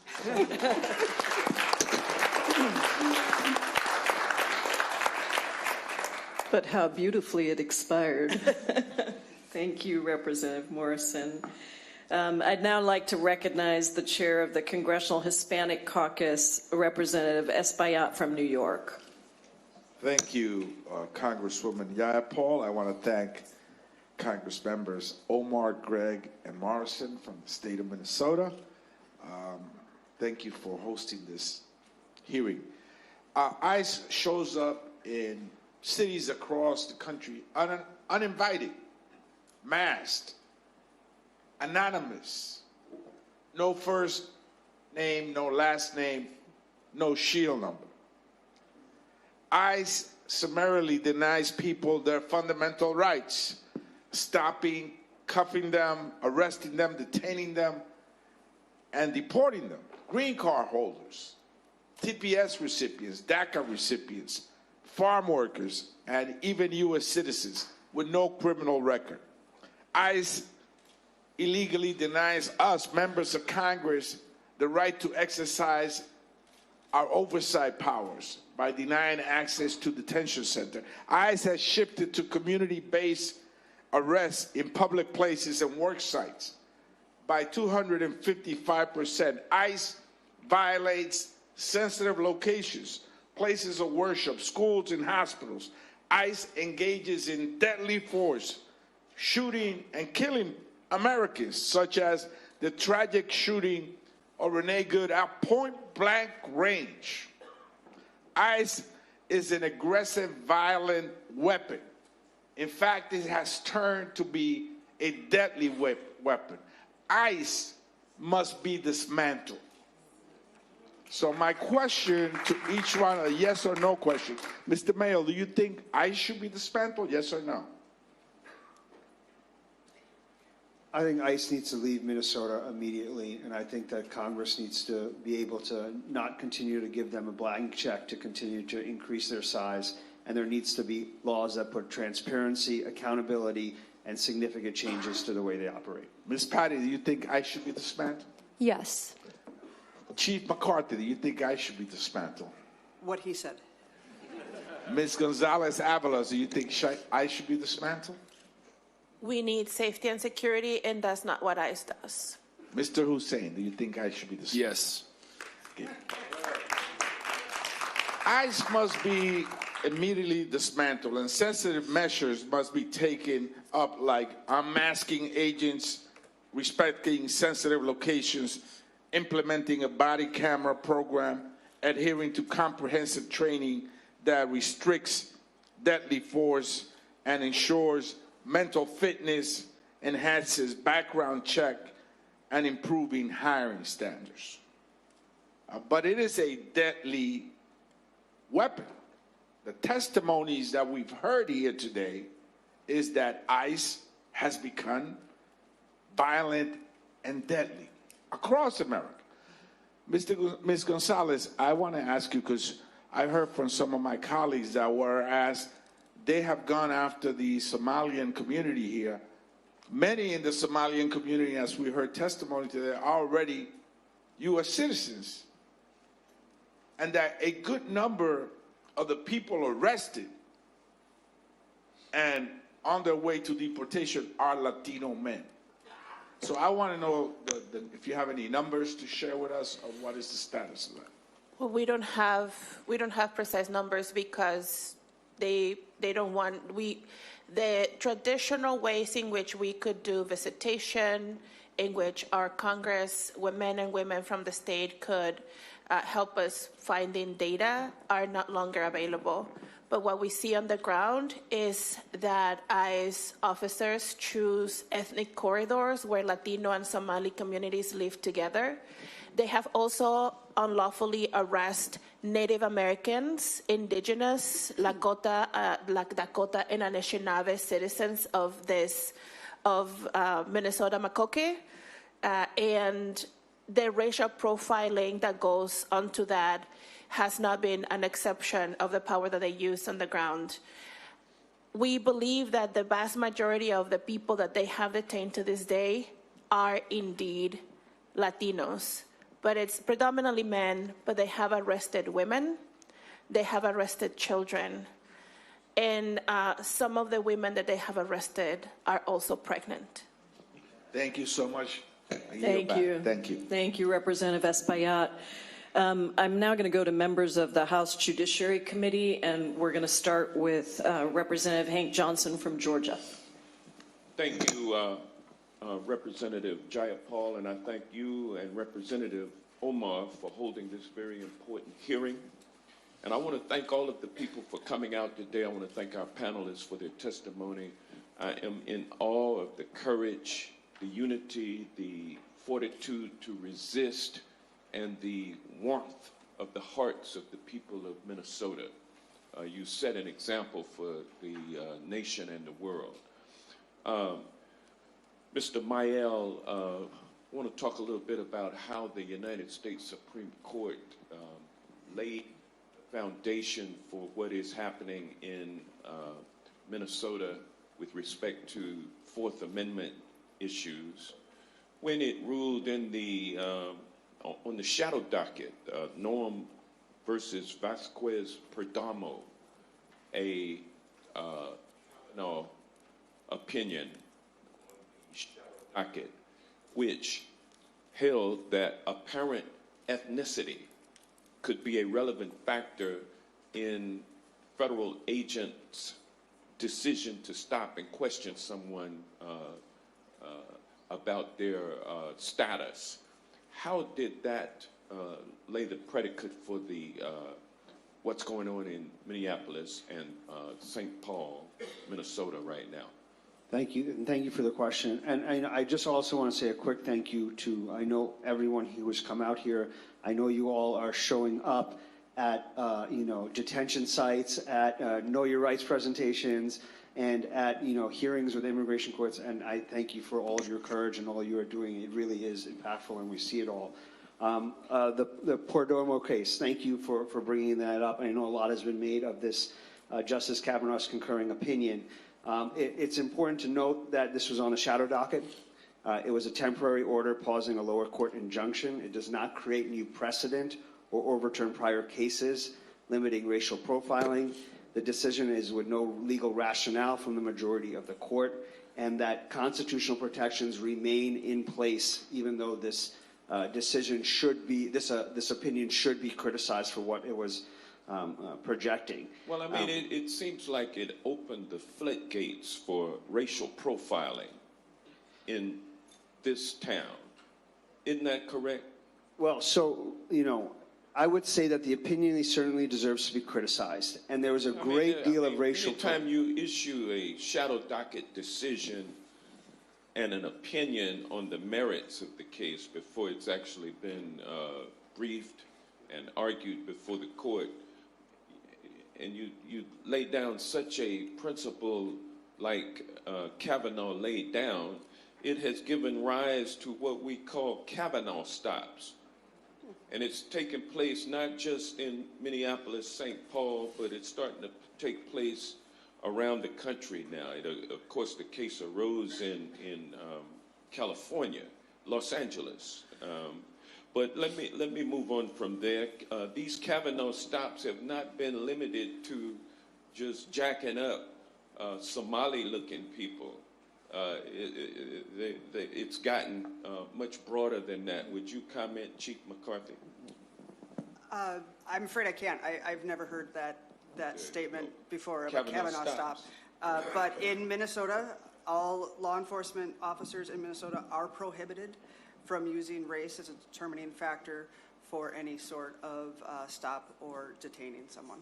Thank you. I yield back. Thank you, Mr. Johnson. I'm now going to go to members of the House Judiciary and the Immigration Subcommittee, the members that serve with me on the subcommittee, and many have been at every hearing we've done. We'll start with Representative Mary Gay Scanlon from Pennsylvania.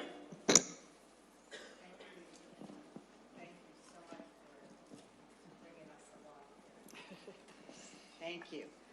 Look, 9 days ago, the nation was horrified to see almost in real time the shooting death of Renee Good, 37-year-old mom, a U.S. citizen, at the hands of federal agents. Equally horrifying was that before the woman's identity was even known, before the facts were known, the Trump White House pronounced that the woman was a domestic terrorist and that her killing was justified. This wasn't an isolated incident. For the past year, the administration is engaged in a reckless and escalating deportation and propaganda campaign under the pretext of making communities safer. We've seen this administration trampling fundamental human rights, civil rights, due process, and terrorizing, as this community well knows, terrorizing communities. But until the shooting of Renee Good, many people weren't paying attention across the country. But when a federal officer, masked, shoots a 37-year-old mom driving a Honda Pilot with stuffies in the glove compartment and the family dog in the damn back seat, it caught the nation's attention, it caught the world's attention. My colleagues and I are here in Minneapolis because it's important for all Americans to know the facts, to understand the gravity of what's happening here and why we should all be concerned. The White House, using federal agencies and taxpayer dollars, is spreading division and despair, bringing madness to main streets, sparking conflict, and then pouring gasoline on the fire. And while today it's Minnesota, tomorrow it could be any other city or state or town that this administration decides to target. It's clear at this moment that every American's rights are at stake. So I want to thank the local officials, the community members who've met with us and shared their testimony, the reporters who've been out on the street, the legal observers who've been out on the street. We have heard and read shocking stories about the use of excessive force, people detained for hours with no cause, bystanders and legal observers being swept into this. We heard about the family with 6 kids in the car coming home from a basketball game, and ICE lobs tear gas at them, resulting in an infant being stopping breathing. The abuse of fundamental human and civil rights is breathtaking. I did want to ask our ACLU colleague here, we're hearing about legal observers, and a lot of people don't know what that means and why that's important. Can you just tell us a little bit about who legal observers are and what they're doing and why they're legal? Absolutely, and thank you very much for the question. Again, it's about documenting and photographing and videoing police conduct. People are going out, they're being trained on the basic fundamental rights as a constitutional observer. They are being trained about what the limits of the First Amendment are and not to cross into unlawful activity. And they are documenting what is in real time a very widespread, unconstitutional spread of activity, and documenting things that can be used for future litigation, that can be used for public opinion, and to hold them accountable. And I would say, just by videotaping, just by being present, just by bearing witness, they are holding them accountable. And we know from a prior hearing in Chicago just how important this is, because our federal authorities are lying to the American people. They're lying to the courts. And when we've had evidence to present, we've been able to prove in court that these are lies and unjustified.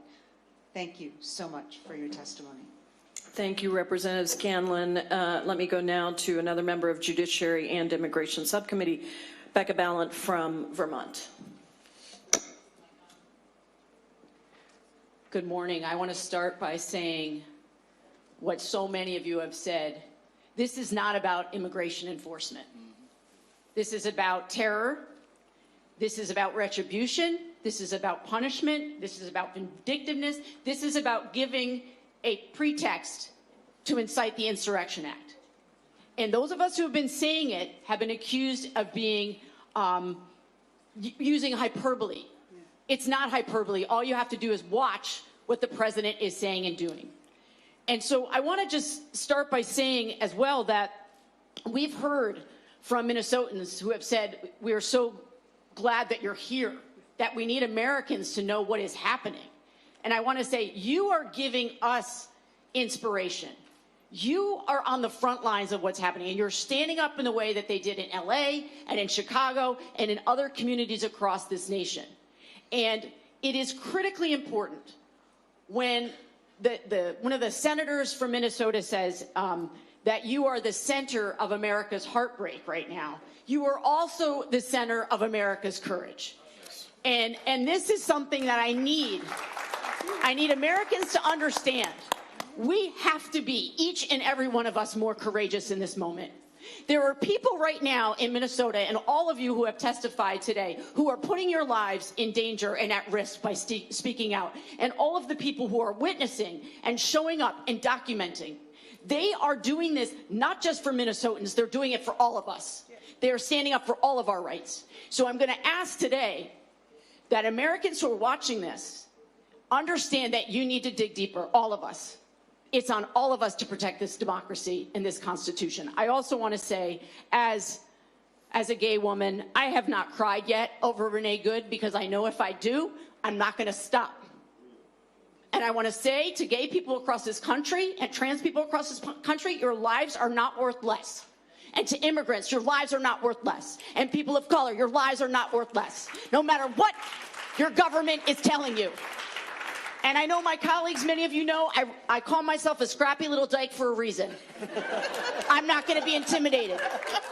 I'm not. And you're not going to keep any of us quiet. And I represent districts across this country. And I heard from Vermonters this morning, texting me, calling me, saying, thank you. Thank you. Vermont is standing with Minnesota. And I know that's true for so many of us here. So look. I think I want to go back to something that Mr. Mayel went over, because I think there's so much misinformation about what it is that we can do as Americans. Mr. Mayel, are people allowed to tell immigration officers that they don't agree with what they're doing? Yes, you're allowed to do that. Is it legal to blow whistles and honk horns to alert people of ICE's presence in your neighborhood? Yes, it's legal to blow a whistle, and it's legal to honk a horn. Is it legal to peacefully record ICE officers in public? Absolutely.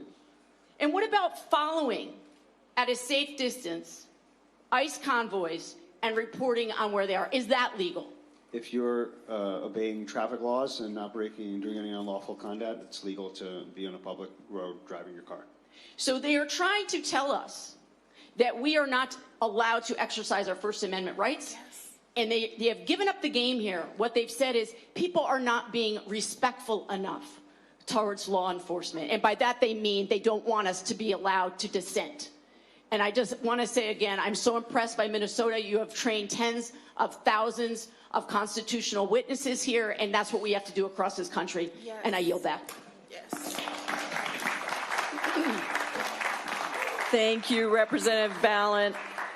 Next, we're going to go to another member of the Judiciary and Immigration Subcommittee and somebody who was very important to organizing our hearing in the state of Illinois in similar circumstances, Representative Chuy Garcia from Illinois. Thank you, Ranking Member Jayapal and Representative Omar for organizing this really important hearing. And thank you, Minnesota, for standing up for the belief that all of us are created equal in this year that we celebrate 250 years of our country with that promise. Because what we're seeing in Minnesota today is a community defending and protecting itself from an authoritarian takeover that's spreading violence and chaos in the streets. But by now, none of this is new. The federal government lawlessly invaded Chicago last year, sowing terror, and in my district was the epicenter of their campaign of terror across the Chicagoland area. It was the same pattern that we're seeing here, flooding the streets with armed, masked goons who kidnap and assault our neighbors with impunity. ICE agents murdered Silverio Villegas Gonzalez after he dropped his kids off at school, and shot Marimar Martinez, a teacher, without justification, as the cowards in the White House and at DHS lied over and over again. This is not a coincidence. This is their playbook. Invade our cities, escalate violence against our neighbors, and incite our communities to justify brutality. But here's what became clear in Chicago, and what's become clear in the Twin Cities. Our communities are stronger and braver than the sadistic criminals that they have unleashed on us. In Chicago, our long-standing coalition of community groups has mobilized to protect our residents and to make sure that they know their rights. You're doing that right here. And we've seen a lot of that organizing and mobilizing right here. No matter how much Trump and his cronies lie, rapid response networks keep our communities safe. They represent the strength and resilience of our people and in the face of government brutality. Thank you for protecting my two grandchildren in Minneapolis, my son and his daughter, and all of their neighbors. Ms. Gonzalez-Avalos, thank you for being here today. Did you follow the events in Chicago last year? Which, the congressional hearing in Chicago? No, the occupation Yes. of ICE and CBP. Yes. Did you ever think that that would happen here? That was one of my worst fears, yes. Did you begin to prepare for the possibility that this could happen here? Yes, sir. Do you feel a sense of strength and bonding with the Somali community, with the Eritrean community, with all of the immigrant communities here? 100%, they're our siblings. And do you feel like Minnesota is standing with you? 100%. Are you stronger today than you were last year when all of this terror began?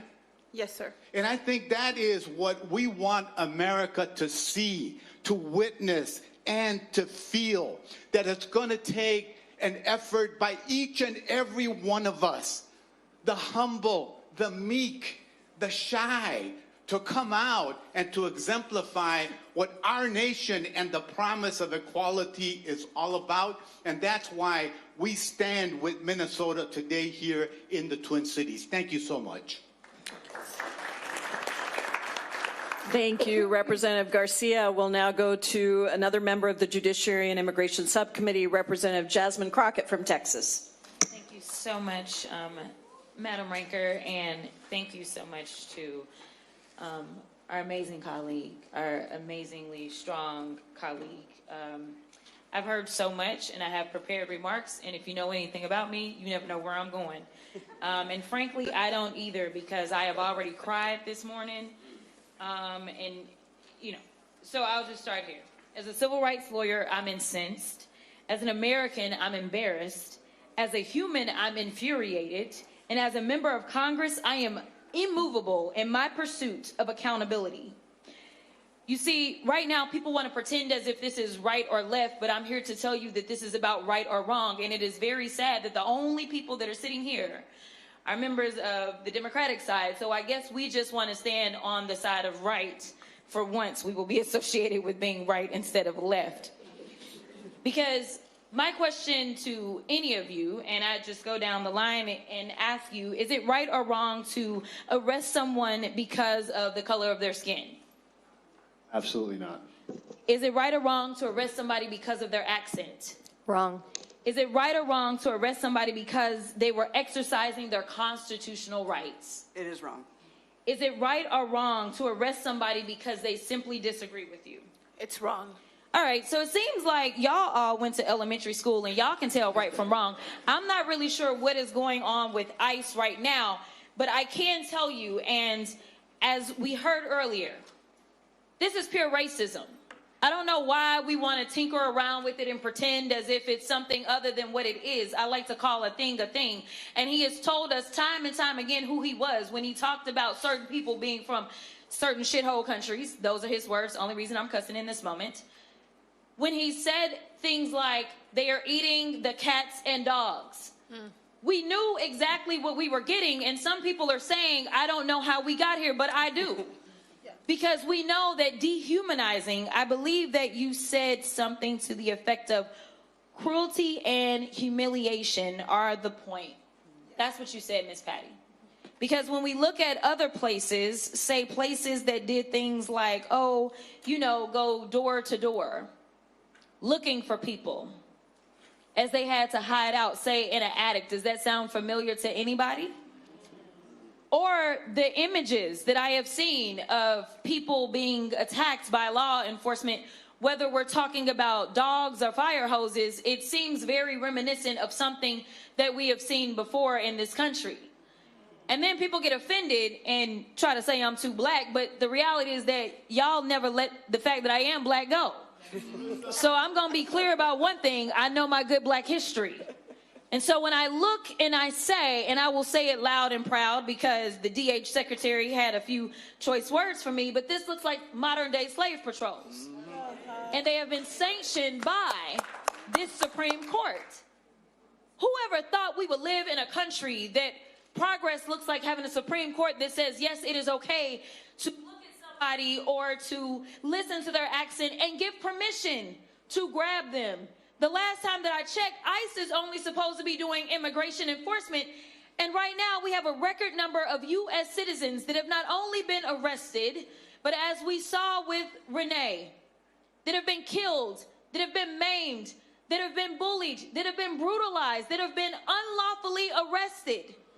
Y'all, we are living with an abuser right now. That is who Trump and his administration is. And frankly, I think we all have a little bit of PTSD. But if you know anything about a domestic abuser, the one thing about them that you need to know is that they are some of the biggest cowards that you will ever find.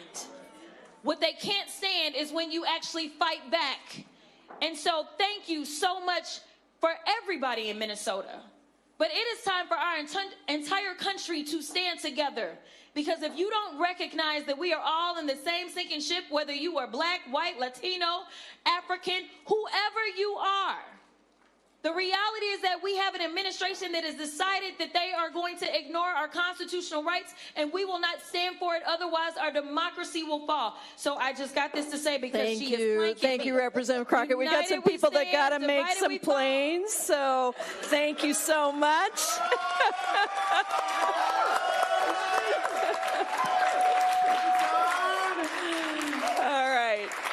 Thank you, Representative Crockett. I'll now like to recognize Representative Tlaib from Michigan. Thank you so much to the Twin Cities and the state just for welcoming us and allowing us to come here and have your back, because we do.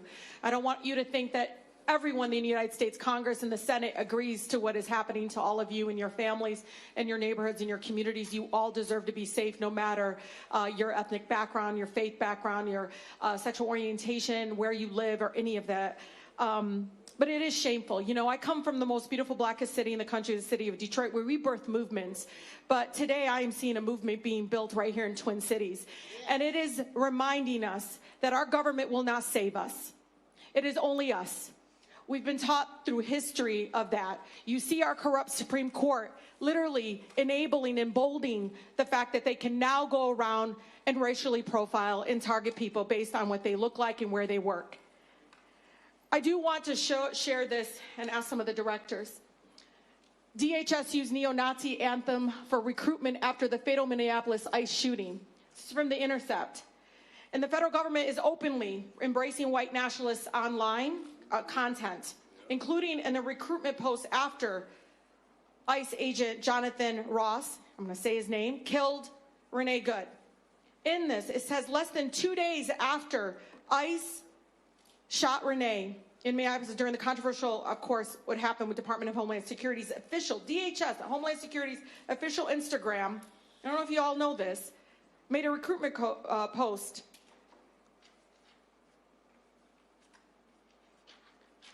We'll have our home again, attaching a song, same name by Pine Tree Riots.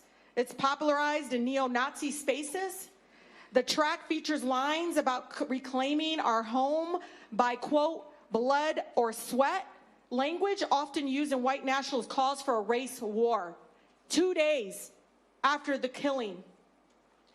They use images like this. You can't see this to the directors. I'm going to ask you, it says invasion here. It says America needs you to join ICE now. Look at this image. Who do you think they're trying? How about Director Mayhel Gonzalez-Avalos and Director Hussein? Who do you think they're trying to recruit for ICE right now? White supremacists. Okay, how about you, Director May? What do you think this evokes? Who do you think wants to join this? What does this mean? I mean, it's absolutely terrifying, right? The accountability, the training, who is coming towards that, who's going to want to join that. And I think it is an absolute product of the $170 billion that they are looking to spend and fill and use. And as they ask for more money now, they really needs to be restrictions on how all of this is done. We'll have a home again. Like, this is, Patty, look at this. We'll have our home again. What does that evoke in you when you see this? It literally, when I see it as a Muslimah, as a Palestinian, as a child of immigrants, I see that this is something that is evoking, like, I'm not welcome here. It is very clear what is intentionally happening here, and I think I want my colleagues to know this. In Southwest Detroit, where I was born and raised, we've been complaining about ICE since 2010, even since its inception. The fact that we had passed policies to tell them not to do ICE actions in front of schools, health centers, funerals. We got Obama administration to do that, but still we had violations to their own policies. This is an agency that is reeked of this. And when Speaker Johnson, and Chair Jayapal knows, when Speaker Johnson says ICE is doing what it was created to do, remember this when the funding comes up next week. Thank you, and I yield. Exactly right. Thank you so much, Representative Tlaib. We'll now go to Representative Shelley Pingree from Maine for 4 minutes. Thank you very much. I'm really proud of all my colleagues for being here today, and particularly honored to be here with all of you in Minnesota. I was born in Minnesota. I lived here until I was a teenager. Some of my family is here with us today, and almost all of my family still lives in Minnesota. So yeah, sure, you betcha, glad to be with you. But I am a Mainer through and through, and we are here today in particular because we are very worried about what's about to happen in our state. We have no idea why we have been targeted as the next state, but our state has been on alert for the last few days. ICE agents are starting to move into hotels, and all the rumors have them starting their operations in the next few days. So while I would like to talk to you a lot about the state of Maine, I really want to use my time to hear your advice to us. What would you be doing if you knew it was about to happen? In our state already in the past few days, we've heard from employers, we've heard from schools where people are already afraid to send their kids to school, workers who are afraid to go to work, employers who are worrying about it. So, I would love to rant and rave about what's going on right now and how awful it is. But please, just give us a few moments. You have done so much and impressed us all so much. So could you just go down the line and say, if you knew this was about to happen next week, not talking about the past, what are the most important things we can do to help our citizens and help prepare for this?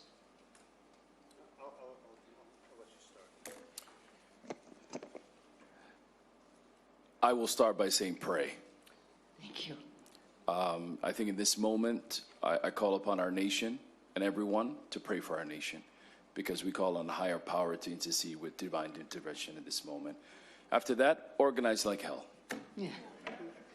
Organize number one. The organizing that matters and that is making the difference is when people embody and bring to light the constitutional rights. Their First Amendment right, their Fourth Amendment right, and at some point the 14th Amendment right, because we know that's also being challenged. What does that actually mean to leave that fully in the public, to embody those, to the North Star of what it actually means to have a saying, what that actually means to hold your government accountable, what that actually means to hold power to its greater potential. That's what constitutional observers are doing. They're bringing things into the light. We regular people, it's regular people. We are the light. Great. Constitutional observers, regular people. Love to hear from the police chief. Thank you, ma'am. In Mendota Heights, we say community is what keeps community safe. And when our police act ethically, we get to be part of that community. And so for police departments that are facing this, I would first clarify with our officers what we're legally able to do and not able to do. I would clarify with our community what we're legally able to do. And I would remind all of our officers that we have a duty to intercede when we see excessive force being used. Thank you so much. Ms. Patty. I would encourage people to start talking to their neighbors, get to know your neighbors, get localized on the, or organized on the hyper local level, start donating to funds, mutual aid funds to get supplies and food to people when people of color are needing to shelter in place, start getting school parents to organize when to do patrols around each other's schools, because it's part of defense, but also the fabric, the social fabric that is building is going to help us for the long haul in this fight against fascism. ACLU. Know your rights, find your community, exercise your rights, and the ACLU has litigated these issues, warrantless searches, racial profiling, targeting protesters, observers throughout this country, and we will continue to do that. Thank you all for taking the time to be here with us. My staff and my team back in Maine is already working very closely on this, but we're going to continue to stay in touch with all of you because we've learned so much from what you've already done in this difficult time, and we're all here to fight back because this is not the American way. Thank you so much. Thank you, Representative Pingree. Next we'll go to Representative Gwen Moore from Wisconsin.